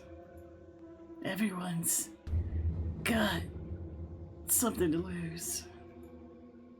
Or someone. But funny thing about loyalty, it makes you predictable. I don't get attached. We say that. Yeah, right. Keep telling yourself that. Your shoulders drop with a sharp sigh. Do you ever silence? Or do you need help with that? You lean harder into the cart, muscles burning, just wanting it to be over soon. Oh no, I'm so scared. Come on, just look at yourself. All talk, but can't even bite even if she tried. Even now you're thinking about saving someone else instead of yourself. He follows with a satisfied smile. You stop. The cart jerks. All the weight suddenly shifts onto him. Ugh! Don't test me. He grunts under the entirety of the sudden weight. Like it or not, right now you do need me, so quit yapping. He exhales with frustration, but doesn't say any more. Ugh. You resume pushing together. After getting over the hill, you decide to take a short break. You take the opportunity to readjust your bandages. Shit. These are soaked. Fred watches you closely. It was the drama of the day. Huh? Yesterday. People were betting if he'd wake up or not. I regret having done so. I didn't give you much. But here you are. Sorry to ruin your day. So what's your secret? Everyone's asking how the hell you survived. I ran. That's your strategy? Just run and pray for the best? Works so far? Except I don't pray. I just act. Haha, that much I can't believe. But the hunt's not just running. Think you'll sneak away and hide? Oh no. They make you perform. After all, that's all this is. A performance of power. You seem to know an awful lot about that. Why die like cattle? Kneel, live. You'd be surprised what people will do when they're desperate enough. Is that your plan? Sell us out and pray that they let you live? Maybe. Except I don't pray, I just act. His lips curl into a sly smirk. Or maybe I simply know how to play the game better than you. Whatever, Bran. You're not the only one who wants out of here, but survival? That's about making the right enemies. Maybe one day you'll thank me. What are you going on about? Stop toying with me. Clearly you know something, but what do you think makes you so special in their eyes that is worth selling your humanity for? That will make them favor you? Really don't get it. Let's just say, I have my ears open. And you? You're still deciding whether you want to be a hero. Or a savior. Okay. His voice lowers to a growl. Careful. Hesitation gets people killed. He flicks your nose, light but deliberate. Such a jerk. Haha, see? You're just too easy. I hate this man. Yeah, he's not great. Darkness nears. The camp sounds quieter than usual. Everyone moves slower, speaks softer. As if sound could draw death closer. Can't believe you actually considered willingly playing to those sickos' games. Doesn't matter now what I wanted. Never does. Long, tired breath. The fading sunlight catches the tension in his shoulders. Do you at least get a complimentary coffin? Suppose we'll find out. I'll ask tomorrow at the open questions section. Silence weighs heavy again. Jokes can only lift so much. The last of the sunlight dips behind the stone. The air cools. You know, you scare me sometimes. I scare myself too. Good. Good. No, not good. Bad. Real bad. I'm real bad? Yes, Robin. Ari runs a hand through his hair. Sometimes I feel like I could scream my lungs out into the desert because it's driving me insane. Ah! The laugh follows too quickly. Why? He doesn't answer immediately, simply staring into the fire. Because you do stupid things. Because you act like dying doesn't matter. Still alive, aren't I? You don't get it. He rubs his arms. I worry about you, okay? I can take care of myself. Always have. That's exactly what I'm talking about. Flames grow weaker. It's not me you should worry about anyway. We fiddle with the now dried Everwhite. She's not coming tonight. I think she needed some time alone. You stare at the white petals. She's a fragile thing. He takes it from your hand. Fragile things can be more resilient than you think. A distant shout echoes across camp. So you don't worry about her, but worry about me? Ari turns the flatter between his fingers. Resilient things can be more fragile than you'd think. So what does that make me? He glances at you, hesitant. Someone who forgets she's allowed to be human.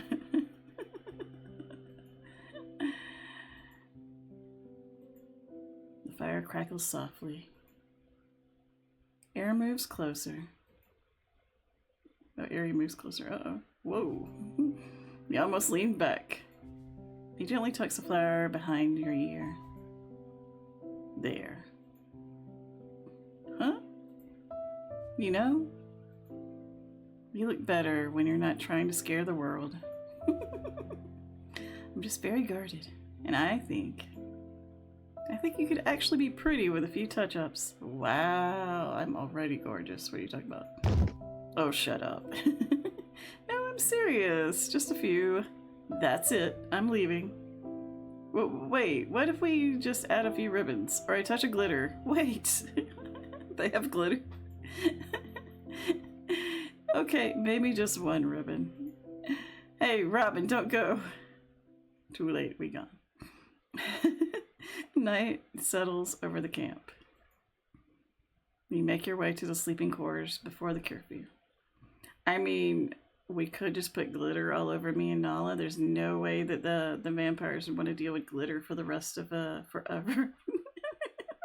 Maybe that could save us. Because glitter just never leaves. It stays forever. What an idiot. You touch the flower behind your ear. Still there. We smile for a second there. Something's wrong. You look around. No one. The air feels thick, heavy. Too quiet. Softening your step, you tread closely. Carefully. What? A silhouette. Someone's standing between the wooden pillars. No. You move closer. Too still. Your stomach tightens. Too stiff. Uh-oh. And then you see it. Not standing. Hanging. No. The rope creaks in the wind. The body sways. You take a step back. The head tilts in an unnatural angle. The feet barely brush the sand. His face turns towards you. It's the guard from earlier. Ooh, uh-oh. The one you saw this morning. Robin. I'm not done fixing your... Oh. Yeah, this is not great. That's not ideal. Simply put, yeah. The rope groans. The body sways again, and more violently this time. It rotates. What? His back is marked. Dark stripes across torn fabric. You take another step back. You turn around without a word. Fast. Faster. Ah! Later at night. Words would not leave your lips. Words would not cross your mind. Only feelings and images. Images. Like that sight before. How did it happen? Everything heavy comes back crushing down like a lightning. The selection, conversations with Bran, Nala, the hunt, both the inevitability and unreality of it all. Your eyes fix on the ceiling, drifting in and out of void. It would be hard to sleep. A snippet of overheard exchange from today passes your mind. Mom, Peter said the hunt means we get chosen to leave. Hush. Let's go inside now, okay? Leave. Go. Disappear. You turn to the side. Something glints behind the cot. Beneath the cot. What the? Someone gave us a weapon. An ornate knife adorned with foreign patterns. Interesting. You inspect it with caution. Steel? Paler, almost white. You look around suspiciously. Is this some sort of trick? Would a vampire burn from it? That's how it works? Maybe it's silver. Your finger glides on the blade. Even if, so would I. Or maybe I simply know how to play the game better than you.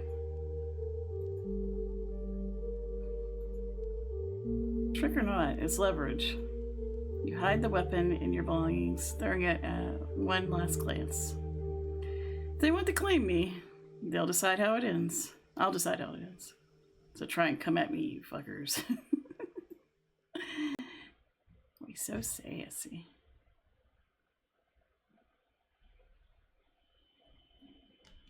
New dawn breaks. For better or worse, together with the others selected, you were forced into carriages before sunrise. Today is the day, the inspection. Fun. I'm sure they won't find that dagger. The ride has been rather quiet. Most have used this time for sleep. Or prayers. Nala's head found your shoulder hours ago. It started to ache a while ago. You glance outside the carriage window. Aren't vampires supposed to burn in the daylight or something? You clutch the silver dagger hidden underneath the folds of your clothing. This better work when I need it to. A shiver crawls across your skin as cool morning air slips through the cracks. The scent is sharp, unfamiliar. Pine or... Oi, Ginger. Getting scared already? You stiffen, folding your arms to hide the goosebumps. Fuck off. Of course he would be awake. He lets out a chuckle. Relax, I'm excited. This is gonna be fun. Dude. Yeah? You're about to finally meet your idols? My liberators. Everyone's pissing themselves like a bunch of little pussies. My goodness. I see it as an opportunity. You're more fucked up than I give you credit for. He looks more amused than offended. He flicks a glance at Nala, then back to you with a smirk. And you're more stubborn than I expected. At least about that one. Listen here, you. Oh. The carriage jerks to a violent halt. Wakey, wakey, little shites. Dang. The door slams open, light flooding in. You're herded out before your legs have properly woken up. An improvised camp with dozens of guards, with what looks to be an old church standing in the middle. Rows and columns of people already lined up. Must be the selected from other settlements. With no time to idle, you're quickly dragged inside the building and shoved into place. Cold metal snaps and around wrists and ankles. Like we would run otherwise. Hush. Silence ripples through the crowd. But a few whispers remain. They're here. God help us. You manage to look outside the window. Carriages roll in one by one, ornate, polished, each adorned with different crests and motives. As doors open, elegant figures begin to spill out slowly, deliberately, with no hurry whatsoever. Come on, show your ugly faces. Ah, fresh air. A female vampire leisurely strolls out of the serpent-crested carriage. My lady. The guard rushes forward, bowing deeply. Oh my, what a lovely little gathering. She breezes past him without a glance. This is how vampires are? That's Lady Nox. Shut up or she'll... From a rose-adorned carriage, a majestic figure emerges. I do like their outfits. Is that... No, it can't be. It's him, the Count himself. He gives a nod to someone. Every gaze drops as he walks by, guards and vampires alike. His steps are measured, controlled. Some bow in silence, some try to mutter pleasantries, but he halts them with a bare gesture. He must be important. More vampires appear. Some seem more esteemed than others. The tension rises rapidly. None of you dares to utter a word louder than a mouse's squeak.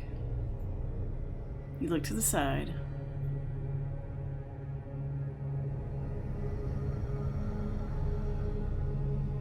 So pretty. A tall, white-haired vampire in full armor leans against a wall, away from the crowd, silent, observing. Huh? When did he even show up?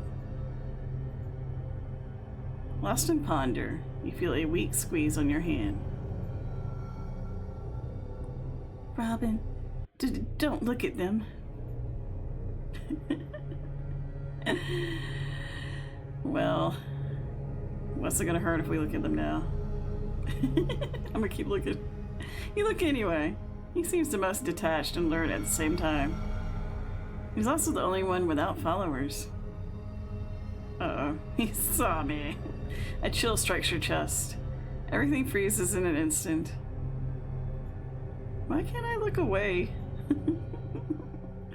That glare. Your shoulders drop as you let the air out. That was intense. It was intense. Hush. Everybody stiffens. All the vampires have emerged now. My lords, the selected prey. He motions towards the lineup of shaking humans. Towards you. So it begins. They scatter around between the lines, appraising, measuring, deciding.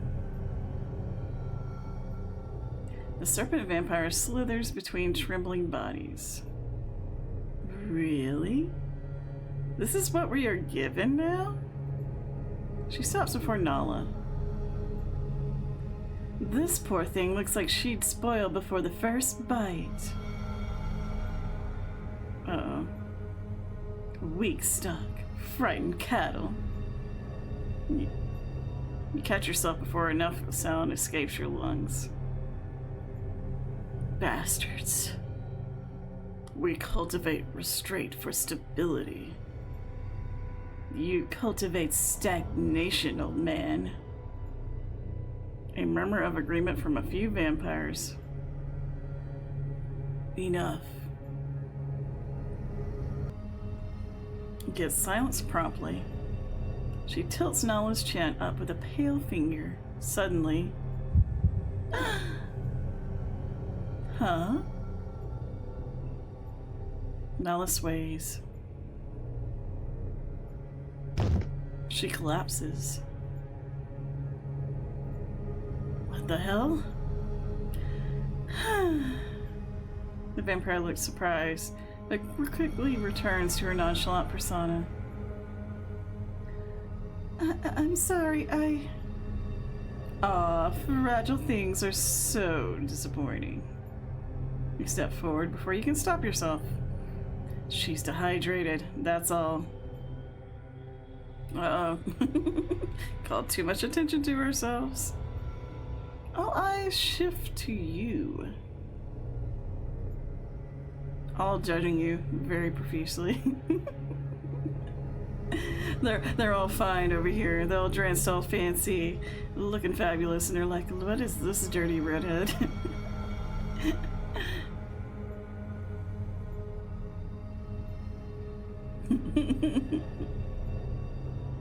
Shit. Apologies, my lords. God hurries forward and dragging all the way. In his rush, he fumbles, nearly dropping her head against the stone. Dude, be careful. Apology. Careful. The guard freezes. It's too late. In a blur, the count seizes his jaw. You look away. Crack. Ooh. No one screams. No one dares. Incompetence stains the floor. With a flick of his hand, another guard drags the body away. The hierarchy is clear. A low chuckle echoes through the silence. You still punish servants yourself, my lord? How quaint. Discipline is not beneath me. For someone so powerful, he never looks her in the eye. No, clearly not. But it does make one wonder how thin your control has become. A ripple passes through the lesser vampires, louder this time. The silent one's gaze flicks between them. My authority does not require spectacle. No, only fear. And fear fades. She doesn't seem afraid of him at all. Nope. Does not. But look at her. Uh-oh. She pirouettes gracefully with a grand emotion, as if to display you. Fire, defiance, survival instinct. Not all of them are weak. This is humiliating. Are they assessing flavors? The count steps closer. Strength without obedience is liability. Or perhaps she simply hasn't been claimed correctly. Wow. She would make a disastrous possession. Y'all just talking about me like this is weird.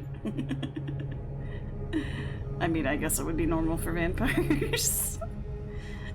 But you always did prefer obedience over potential. You mistake volatility.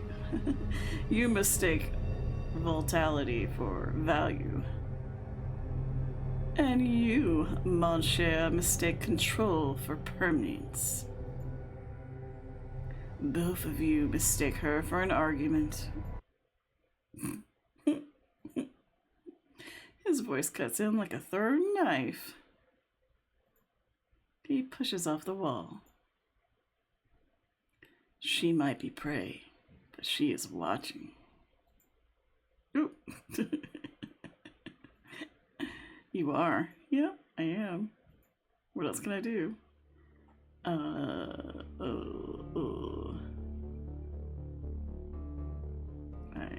guess observe right now. So tense, so tense, so tense. The sound of the guard's cracking neck still bells in your ears. This is not the time to be reckless. Your mouth opens, but your stare gives your feelings away.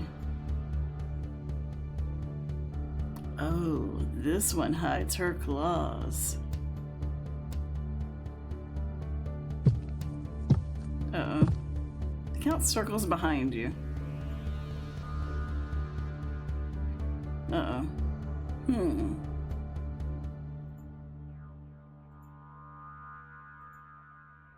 The tension becomes insufferable. You look away. Eyes on me, girl. Uh-oh.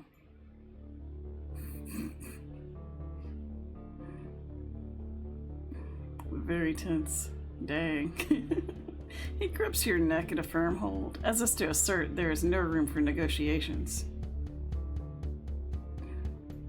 We look tired of this crap. Too possessive. You smell it then. The scent of dying roses.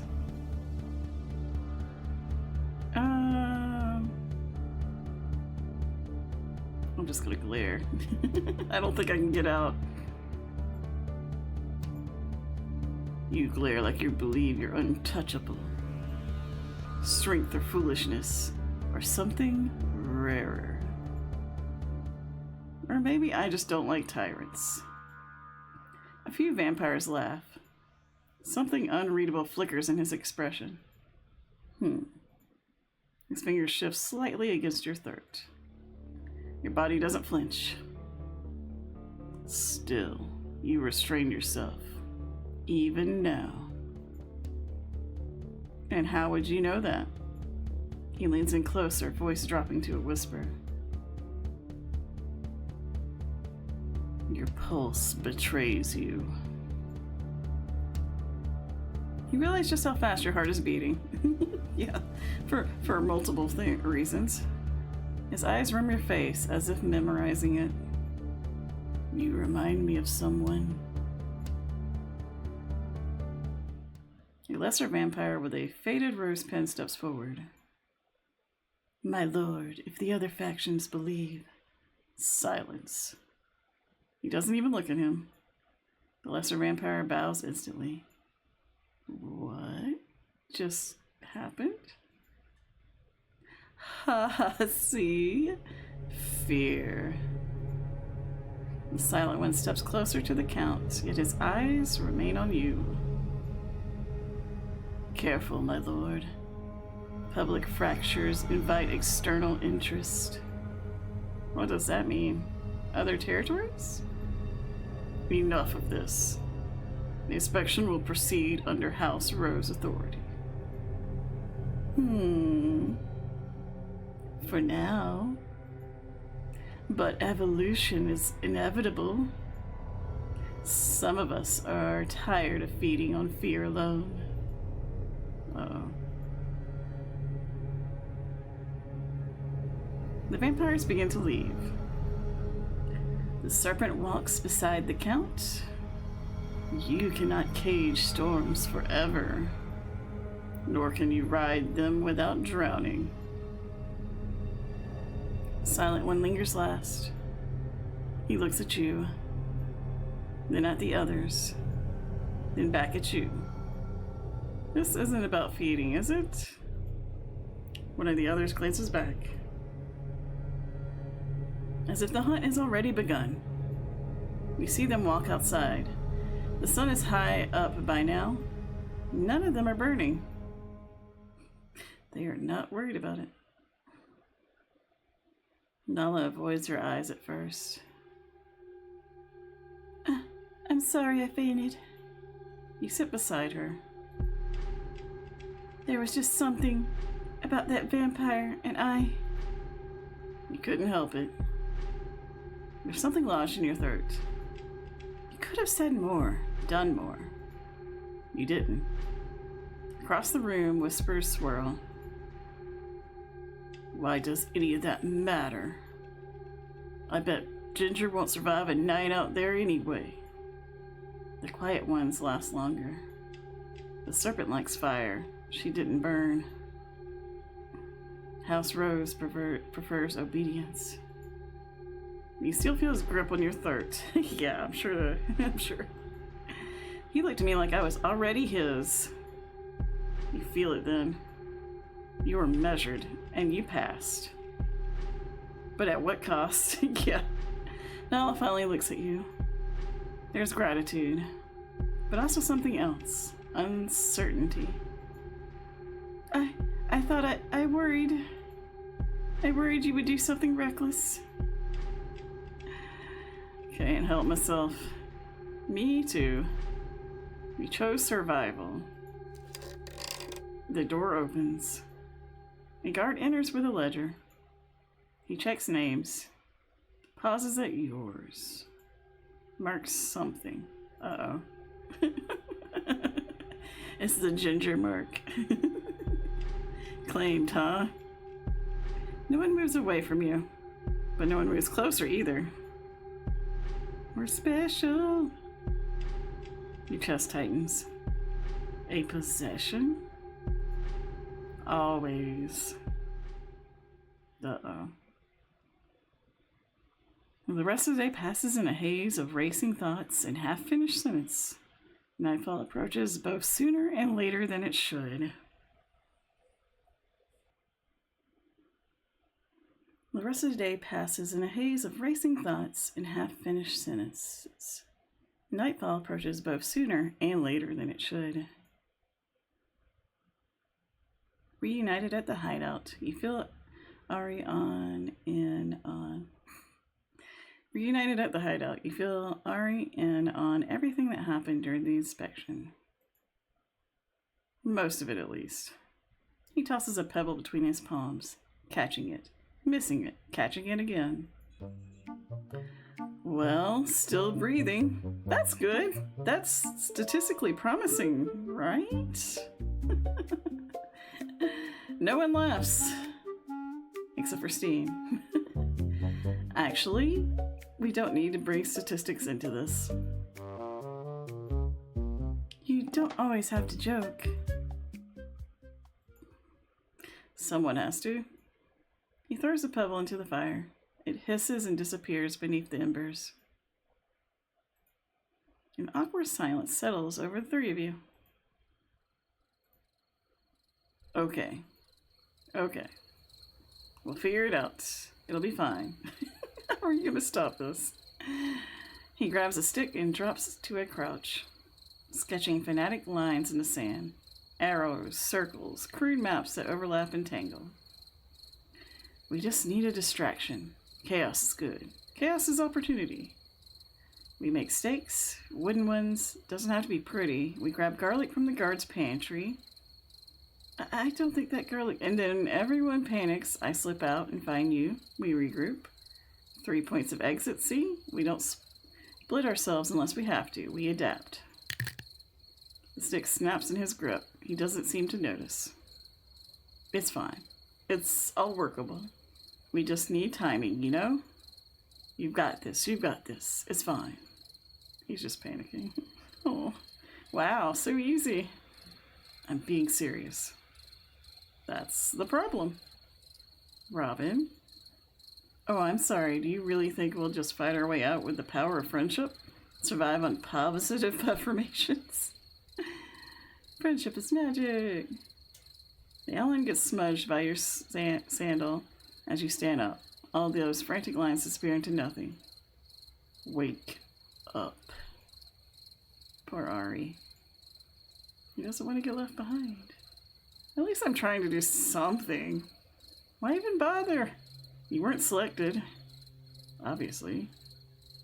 What? Of course I'll bother. We're a team, remember? No matter what comes. Easy for you to say now. Robin. When you stood up, don't mistake it for what it's not. I just despise assholes, that's all. But I know you care, so stop pretending that's all it is. Fire in her eyes is one you've never seen before. I see it every time you step between me and danger. So why do you always act like you don't? Because I'm stubborn. Her hands are shaking. She balls them into fists. Is it too much to admit? Would it hurt your pride so badly? Oh, no, it's running. A sinking sensation pits your stomach. She looks up to you. Has it ever crossed your mind, or were you too busy trying to prove how alone you are? He follows after Nella. There's nothing to look up to. And maybe if someone didn't keep filling her head with hopeless dreams, she would have learned how to take care of herself by now. He looks over his shoulder one last time. Those dreams are what's kept her alive. It's true. Not everyone can run on pure spite like we do. Your breathing slows down. Your heart calms. Crackles of the dying fire fill out the space. Until they too quieten. Only the evening's chill silence remains.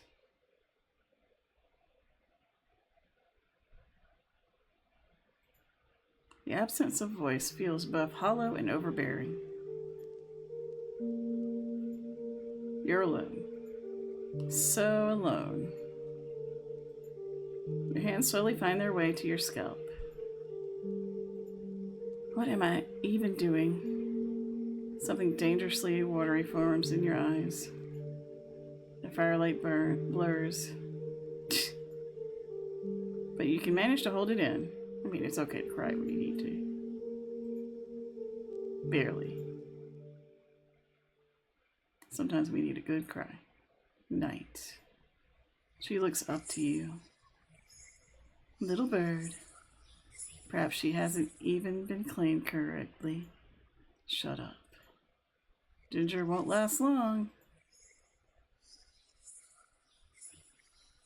She's defiant.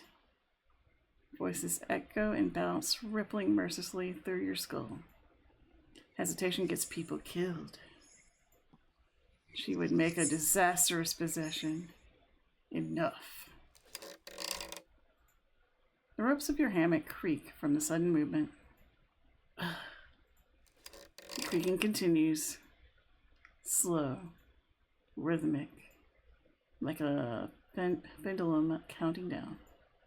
The girl nearby shifts. Her tired eyes meet yours. Annoyance. She pulls her blanket tighter and moves to another hammock. There, yeah. You look around. Faint glow of the dying candles stretches thin across the walls. Thoughts from the last few days gather, trail, and then scatter again. All this happened. All that's yet to come. All that matters and all that doesn't. What does? All this. This is a lot. It is a lot. In a restless motion, you turn once more. Why me? Why them? Why all this?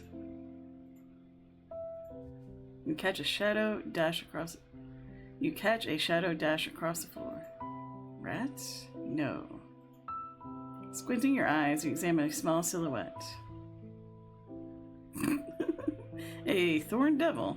Male by the look of it. Well, hello there. Came here to pity me? It doesn't move. Appears to be staring right back at you. Stare.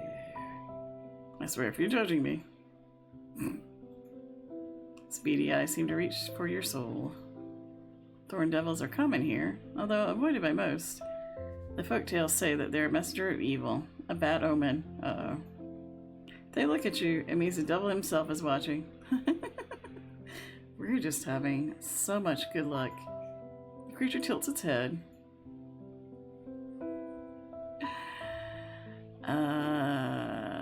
Let's linger in mutual understanding. That look won't work on me. The devil has already claimed me.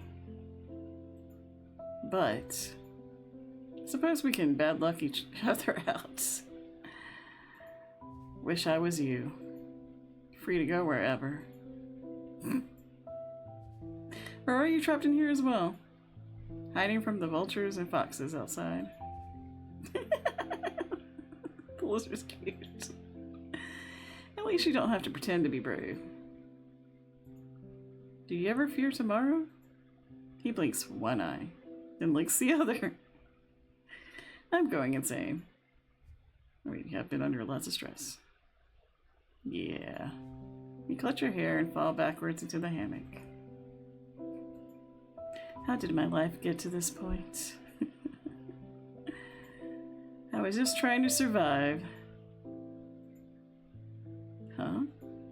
A light clawing on your leg. You again? He crawls up into your stomach. You freeze. Wait, that's... He curls into a ball.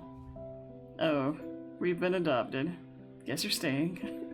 Tiny heartbeat tickles your skin. You can feel his chest slowly expanding and shrinking. Your breathing slows down, pulse easing to match its rhythm. And then we're finally able to sleep. From outside the door, faint footsteps echo. Someone pauses there, then continues down the corridor.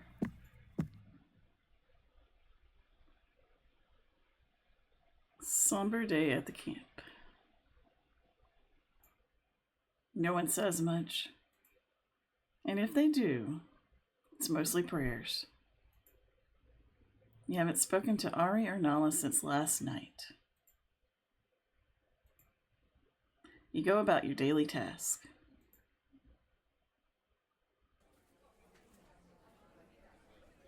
The sky paints with every shade of red.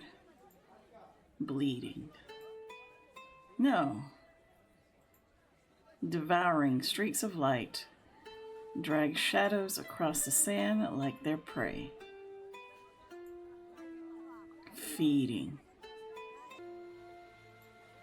They seem almost carnivorous. With a deep breath, you take everything in. The cool evening breeze brushes your skin and fills your lungs.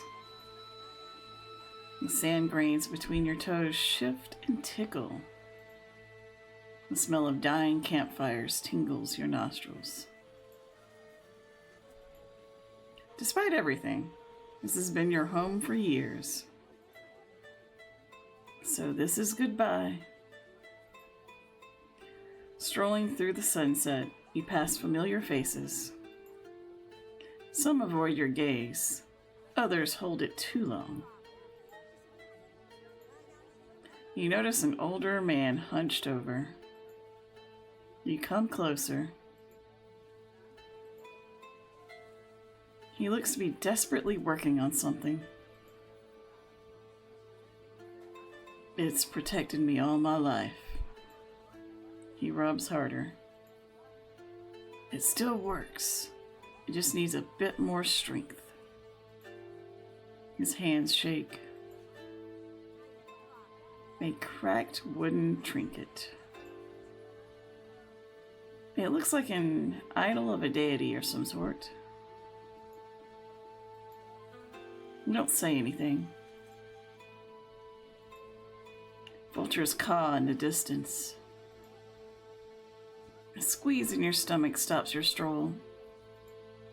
Not hunger. Not this time.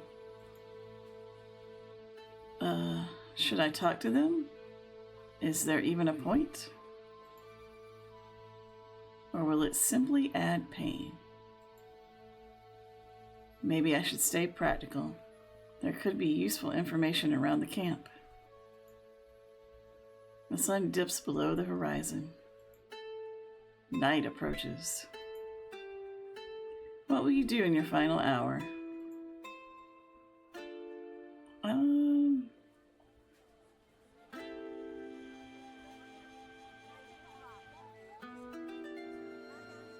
Let's go to the hideout, just to see. The hideout is an obvious place to go.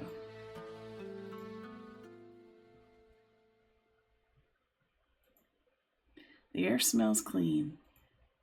The fire pit looks untouched. He's not here. Why would he be? Why would he? Well, well, well. A voice reverberates from above. He is here. You look up. A silhouette shifts along the wooden beams. Look who decided to visit. It just drops in. He jumps down, sand scattering beneath his boots. Well, well, well. Look who decided to wait. He comes over, delivering a friendly tap on your back. Hanging in there? His hand lingers for a bit, rubbing gentle circles between your shoulder blades. You stiffen slightly. It should feel reassuring. Somehow, it doesn't. Anyway, he kneels by the fire pit. A spark catches. Flames slowly come to life. You sit beside him. Close. But not too close. The weight of words unspoken feels more suffocating than ever.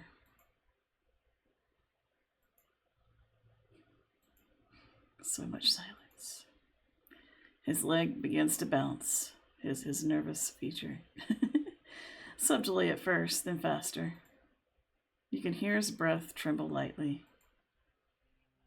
You know, every time you get yourself in trouble, His voice falters. I always tell myself you'll come back. That's who you are. A tough thing.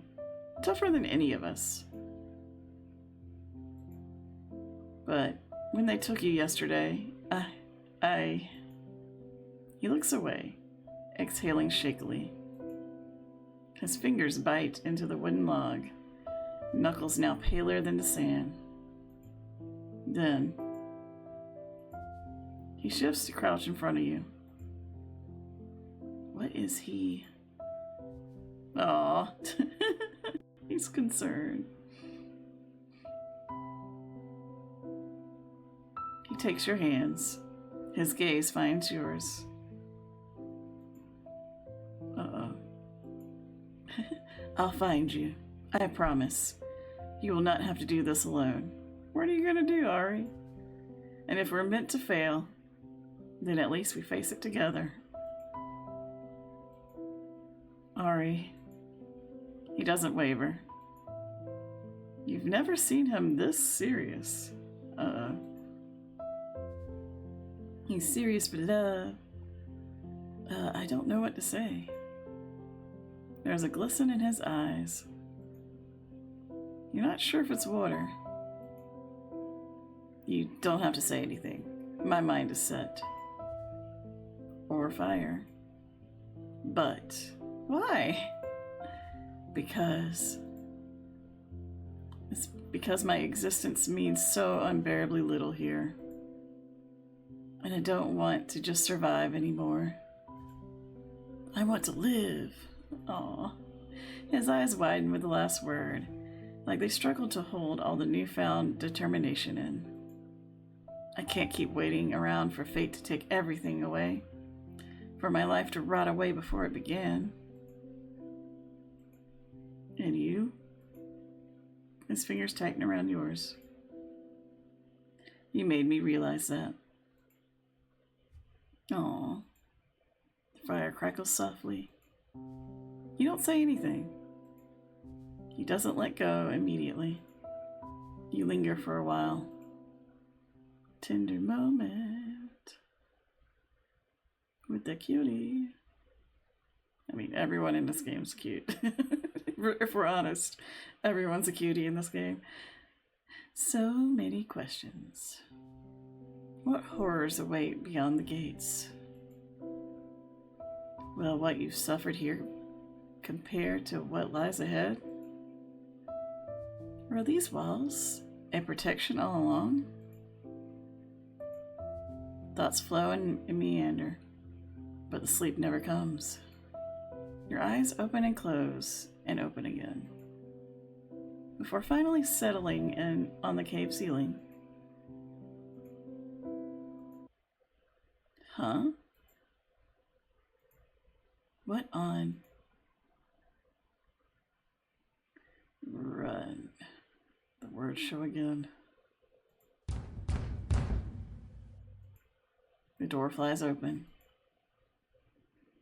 Aye, you little shites. Time's up. Boots. So many boots. Guards flood the room like a breaking dam. Ledgers, whips, chains. Ropes yank. Hammocks tear. People hit the floor. Screaming erupts everywhere. Some beg, others cry. Instinctively, you grab the silver knife and hide it. Wait, Nala clutches her diary before being dragged away. Robin! Nala! Ari lunges forward, arm outstretched. Move! The guard shoves him back into the swarm. For a second, just a second, your eyes meet. Aw. Robin. Before the crowd swallows him whole. Ari. Hurry up. Ooh. Ah! They pull. Nala! Move, move, move. They shout. Okay, okay. They push. Geez, I'm walking, am I alright? All becomes a blur. Too fast. Too slow. Kick. Shove. Out. Cold air. Carriages. Horses. Push. Stomp. Shout. The door slams shut. All noise fades. Darkness. Back in the cart. Your chest heaves in a desperate rhythm, trying to keep pace with your heart. A voice in the distance.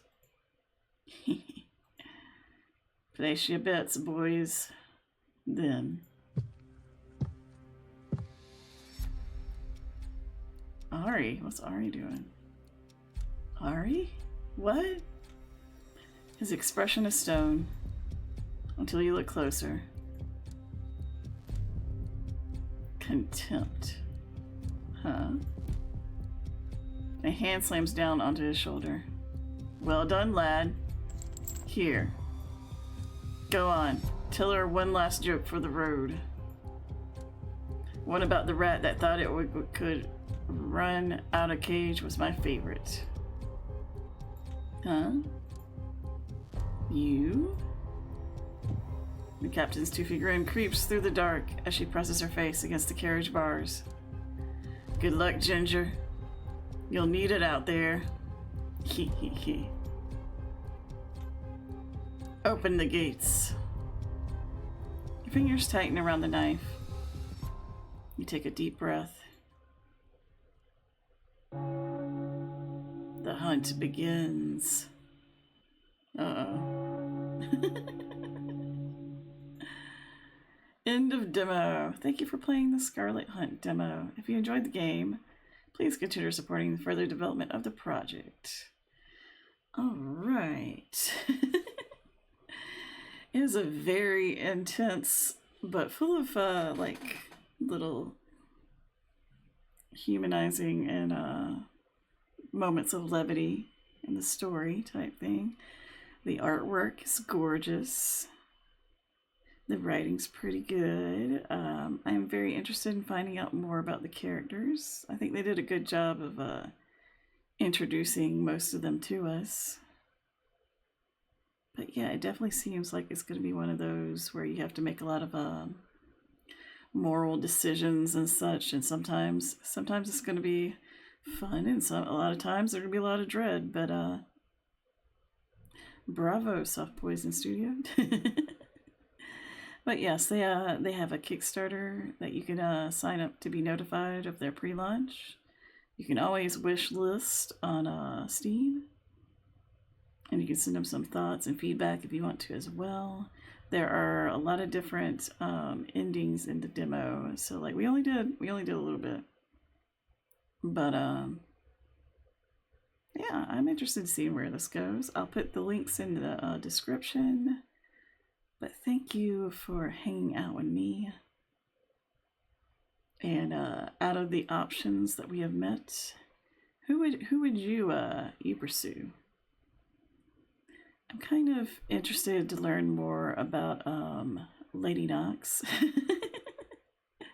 And I really liked Ari too. But we will see. We will see. But thank you for joining me for this demo. I hope you enjoyed it. And as always, be kind to yourself, be kind to others, but don't take any crap. And I'll see you next time. Bye.